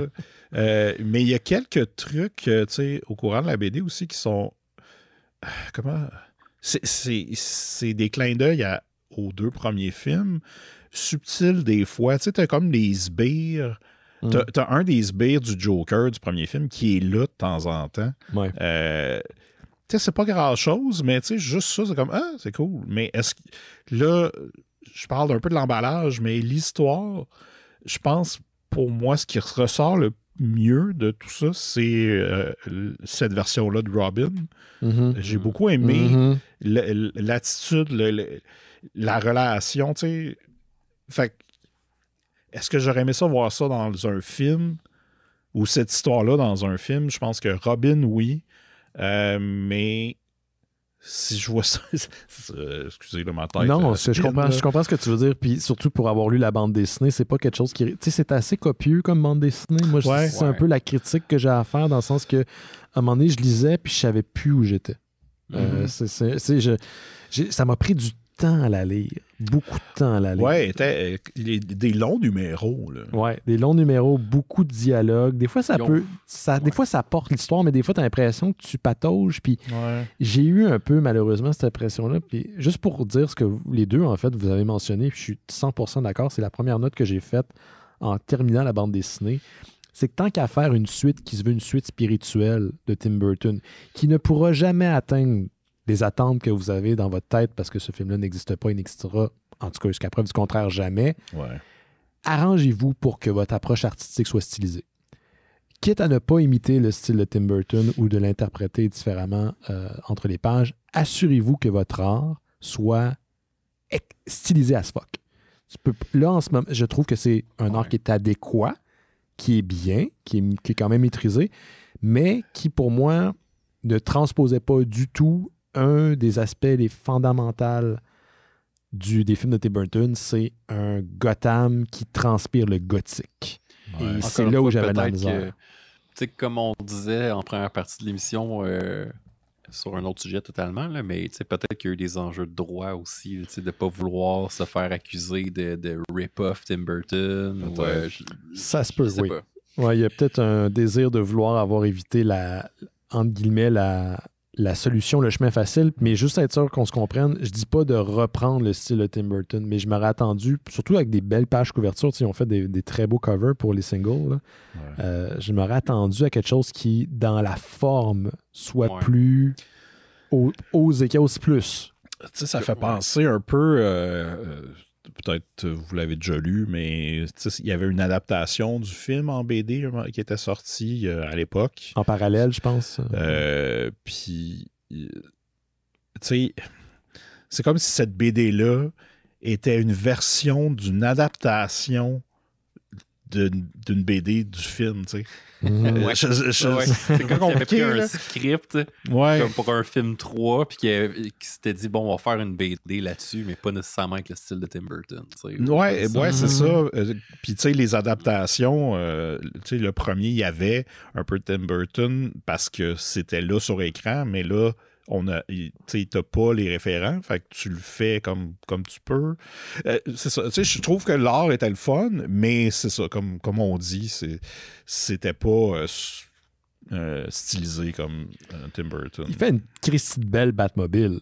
Puis moi, cette Batmobile-là, c'est la Batmobile par excellence. Elle est gravée dans ma tête. Elle est très impressionnante. Je trouve que le gars excelle le dessinateur excelle dans ses concepts de véhicules. Même la motocyclette qu'il va créer pour Robin est tout à fait une suite spirituelle de la Batmobile, mais pour Robin. C'est le Batcycle, il est parfait. Le design du costume de Robin, je l'aime bien aussi. Tout ça fonctionne, mais il manque quelque chose qui fait que j'aurais beaucoup plus adopté la proposition que ça a été le cas. C'est ce qui me déçoit. Puis il y a beaucoup de choses dans la bande dessinée. Hein. Comme tu disais, c'est long à lire là, parce que j'ai l'impression que. Puis ça peut être une force comme une faiblesse, là, mais ils ont essayé de faire beaucoup de choses en 6 issues. On rend hommage aux films des années de cette époque-là. On reprend des personnages qu'on connaît déjà. On arrive avec une nouvelle histoire qui est en même temps une suite spirituelle. On ajoute de la politique là-dedans, quand même. Parce que quand même, il faut le dire, il y a quand même une partie de l'intrigue qui est très politique. Là, au sujet, le District Attorney. Là, donc, Harvey Dent, c'est quand même quelqu'un qui est impliqué dans l'apparatus judiciaire de Gotham City. Donc, on embarque là-dedans quand même pas mal. Puis en même temps, ça, j'ai trouvé ça quand même intéressant, mais un peu étrange, c'est de vouloir parler de social issues, comme de...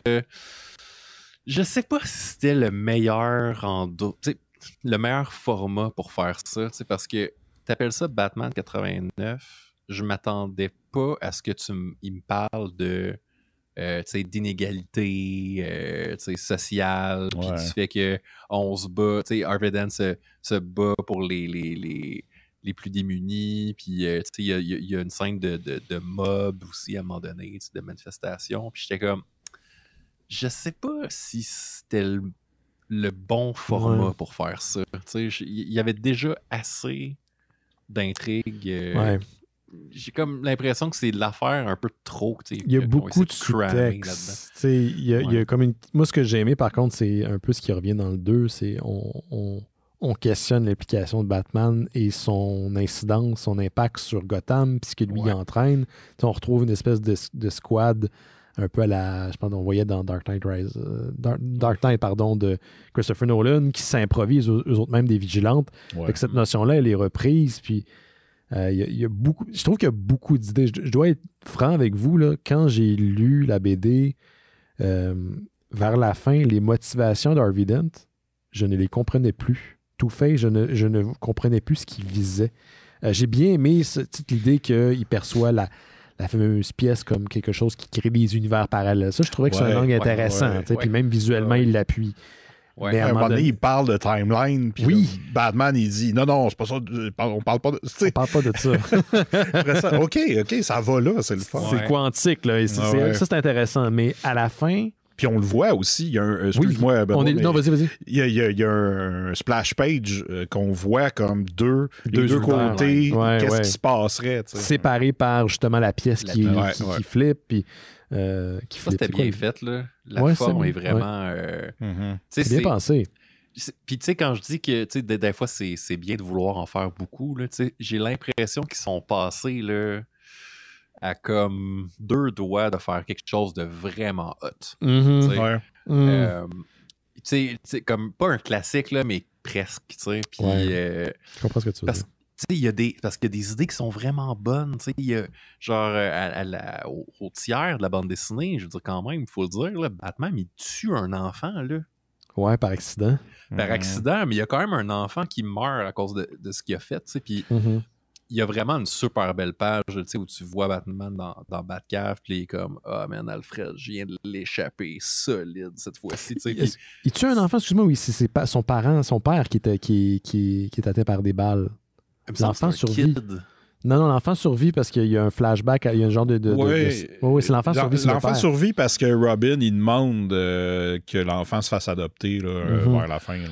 Oui, c'est peut-être à cause aux nouvelles le lendemain, il parle de monde qui sont morts, puis j'ai dû assumer que le jeune était mort. En même temps, c'est tout autant tragique connaissant le passé de Batman, de Bruce Wayne. Ouais, c'est ça. Fait que tu sais, s'il y avait comme filé cette idée-là plus, tu sais, de Batman qui débuzz, là, j'aurais aimé ça, je pense. Parce que je pense que la BD aussi, des fois, souffrait un peu de faut se dépêcher. Parce qu'on n'a plus assez de pages. Fait que ça, des fois, ça faisait des sauts dans le temps. Puis, tu sais, il n'y avait aucune indication. Fait que t'es comme, OK, c'est plus tard. Ça. Ah, OK, là, il y a comme une couple de mois que ça sont pas. Ah, tu sais, c'était. Un moment donné, tu catches que c'est ça. Puis là, tu fais, OK, bon, ben là, je suis in for the ride. Mais au début, c'est comme, attends, wow, là, on est rendu. Tu sais, on est rendu là. Il y a même une section qui est finalement une espèce de délire de Two-Face. Hey, ça, là, j'ai trouvé ça. Le bout où est-ce qu'il imagine une vie parallèle, puis ben, écoute, que tu imagines quelque chose... C'est 6-7 pages. Ouais, c'était t'imagines quelque chose, mais dans ton faux souvenir, dans ta fabulation, tu fais un 1 year later. Là, ça, j'ai fait non. Tu sais, je l'ai lu, puis j'étais comme... OK. Oui, c'est la réaction que j'ai faite. Je suis revenu après, puis j'étais comme... ils nous ont même pas donné des indices, tu sais. Non! Tu sais, j'aurais aimé ça que, mettons, dans la forme, tu sais, autour de la case, quand tu reviens après, t'es comme, OK, genre, ils nous ont hinté quand même que c'était une fabulation. Clin d'œil, fait que c'est ça, comme je dis, il y a comme plein d'affaires vraiment cool, puis t'es comme, presque, tu sais. Je peux-tu parler de Catwoman? Vas-y, oui. Tu sais, genre...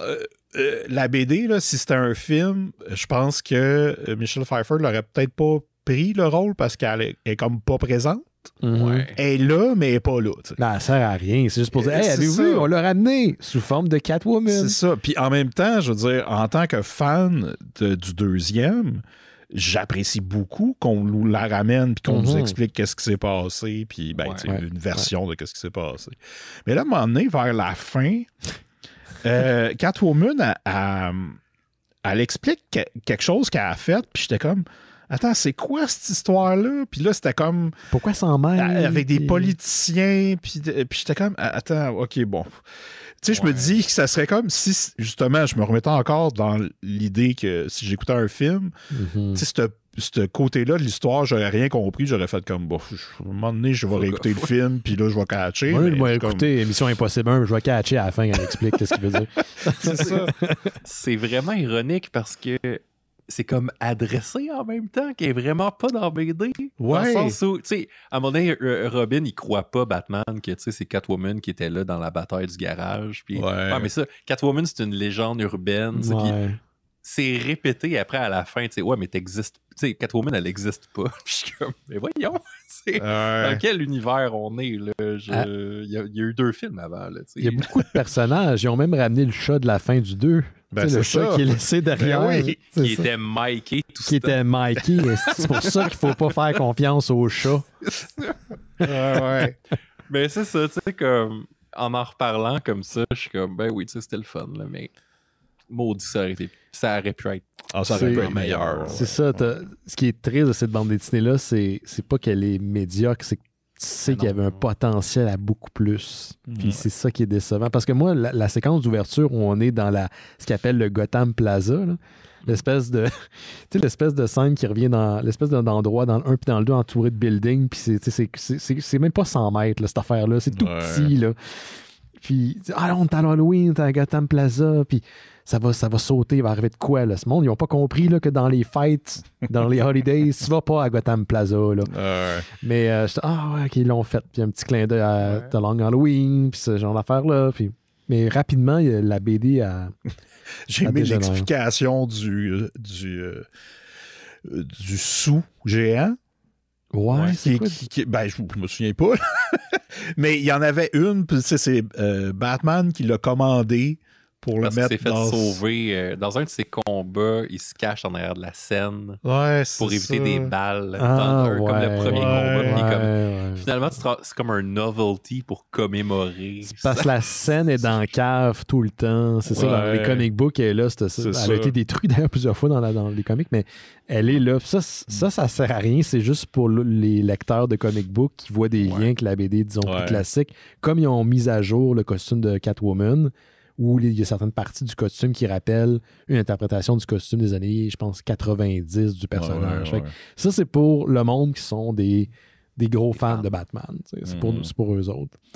Mais je suis pas déçu. J'avais posé la question. Moi, je suis pas déçu d'avoir lu. Je suis content d'avoir passé au travers. Je suis déçu de certains éléments, mais à la fin, je me suis dit, OK, je suis content que cette BD-là existe. Je suis pas en tabarnouche. Pas en maudit que la BD existe. Je suis content de l'avoir lu. C'est comme je pense que c'est quand même une pièce intéressante. C'est un artefact intéressant. Proposition intéressante. Ça vient bonifier un univers qu'on aime. Toi, Simon? Moi, je me souviens qu'à un moment donné, au show, on t'avait dit comme on pourrait en parler éventuellement. Puis moi, j'étais en train de le lire. J'étais rendu au 3e numéro parce que ça sortait. Tu l'avais même pas dit que tu lisais ça en même temps? Oui, c'est ça. Parce que quand je l'ai dit, j'ai fait comme c'est correct. J'étais un peu. J'étais pas motivant à ce que je disais. Puis là, quand je l'avais pas repris depuis. Puis là, quand je l'ai relu, j'ai fait comme non, c'est correct, c'est le fun. Puis là, vers la fin, j'étais comme c'est le fun, mais c'est comme un long. C'est long, c'est très long. Ouais, puis j'étais un peu déçu. Mais non, c'est pas vrai. C'est que la fin, tout ce qui arrive avec Harvey Dent dans la Batcave, on dirait qu'en le lisant, je me posais la question, est-ce que on parlait de super-héros fatigue tantôt. Puis, est-ce que, mettons, ça aurait été ce qui aurait été projeté à l'écran, j'aurais-tu été satisfait ou j'aurais été un peu déçu parce que je m'attendais à un plus gros spectacle, mettons? Ou est-ce que j'aurais été assez satisfait justement parce que c'est un peu surprenant que ça arrive vite puis que ça arrive très vite. Je pourrais pas vraiment en dire, mais l'affaire, par exemple, que mon gros questionnement, c'est le texte à la fin, la lettre, là. J'ai pas compris c'est qui l'écrivait. Non plus. J'ai l'impression que c'était comme une espèce de... C'était-tu voulu, c'est ça? D'intro à l'univers, comme de promo pour la sortie du livre. OK. C'est comme ça que j'ai lu, moi. Je l'ai pas interprété comme ça. En fait, j'ai aucun souvenir de cette affaire-là. Je sais même plus ce que ça veut dire. Je sais même plus de quoi il s'agit. Ouais, ben, c'était comme quelqu'un qui écrivait une lettre à, je pense, Barbara Gordon. Ah oui, en fait, c'est Catwoman qui écrit, qui a envoyé le dossier avec les politiciens, les criminels à elle. Parce qu'elle fait partie donc l'histoire que je comprenais pas. Exactement. Plus l'origine de l'identité de Batman pour whatever. Ouais. Il n'est pas très bon dans. Si tu penses au premier, au deuxième film et à cette BD-là, tout le monde le sait. Là, c'est qui? Oui, il n'est pas bon sur l'identité. Hey, je peux-tu dire une affaire? Autant que je trouve que l'art est adéquat, la petite tête de Conan de Michael Keaton dans cette BD-là. C'est étrange, hein? Il donnait du front, puis il donnait du front. Là, il y avait un Boeing là, qui... Quand Laurent est revenu à Montréal aujourd'hui, là, son avion aurait pu atterrir sur cette interprétation-là de Michael Keaton. C'était Marina Sini dans The Hunger. Ben, c'est ça. Ils se sont parlé. Là. Je sais pas ce qui est arrivé. Puis ce qui est drôle, c'est que quand il a son masque, là, il ressemble tellement à la version de... les belles petites lèvres pulpeuses. Oui. Il est comme à un cheveu d'être une caricature. Ouais. À un trait là, de sourcil. C'est une caricature. Okay. Il y a une scène au départ où quand tu le vois la première fois sans masque, puis tu le dis ça, Gauthier, puis j'ai une image. Tu prends un scan, tu numérises cette page-là, puis tu la mets sur la couverture d'un faux Safari, puis ça fonctionne. D'un mad, là. Comme, oh mon Dieu. Un mad. On n'a pas beaucoup parlé, mais je veux juste souligner le fait que moi, j'ai beaucoup aimé la personnification de Robin, qui a les mêmes objectifs de Batman, mais lui, il est plus proche du peuple. Il y a un côté très punk dans son attitude. Il n'est pas anti-establishment, mais il leur fait pas confiance non plus. C'est une belle... Il est bien dosé. J'ai vraiment aimé ce Robin-là. Ouais, c'était moins l'idée qu'on se fait de Robin du kid qui chiale, mais juste parce qu'il est vraiment plus proche de Robin Hood. Ouais, c'est ça. Moins d'un petit gars quand même riche là, qui est Batman. Malgré que l'origine de son nom, c'est assez calme, c'est que du monde ont mal entendu. Robin. Robin. Ouais. OK. Non, mais c'est drôle. C'est ça, 2 strikes, là. Deux prises. Tu sais, il y a des moments gnono aussi dans les films. Là. Oui, on s'entend, c'est ça. Mais c'est ça. Moi, j'ai rien d'autre à dire. Je pense que si vous êtes vraiment fan de Batman, si vous êtes vraiment fan des 2 films de Tim Burton de Batman, ça vaut quand même la peine parce que c'est une curiosité, mais attendez-vous pas à une BD à tout casser sans qu'elle soit complètement dégueulasse. Moi, je dirais, lisez-la en écoutant la soundtrack du film, mais pas la version avec les tunes de Prince. Non. juste du Danny Elfman. Il y a un caméo de Prince, d'ailleurs. Oui. Dans le début de la bande dessinée, je fais ce gars-là, c'est Prince. Ouais, c'est ça. Toi, Gauthier, est-ce que tu suggères pareil, malgré tes réticences, tes réserves? Je pense que pour ceux qui ont vraiment, de notre génération, les gens de notre génération qui ont trippé sur les films, je pense que c'est comme vous dites, un novelty, le fun. Ouais. Excellent. Hey, on se laisse là-dessus, messieurs. Faites attention à vous autres au courant de la semaine, vous aussi à la maison. Et on se revoit la semaine prochaine. Si tout va bien, on va avoir un invité spécial. Il est bien énervé.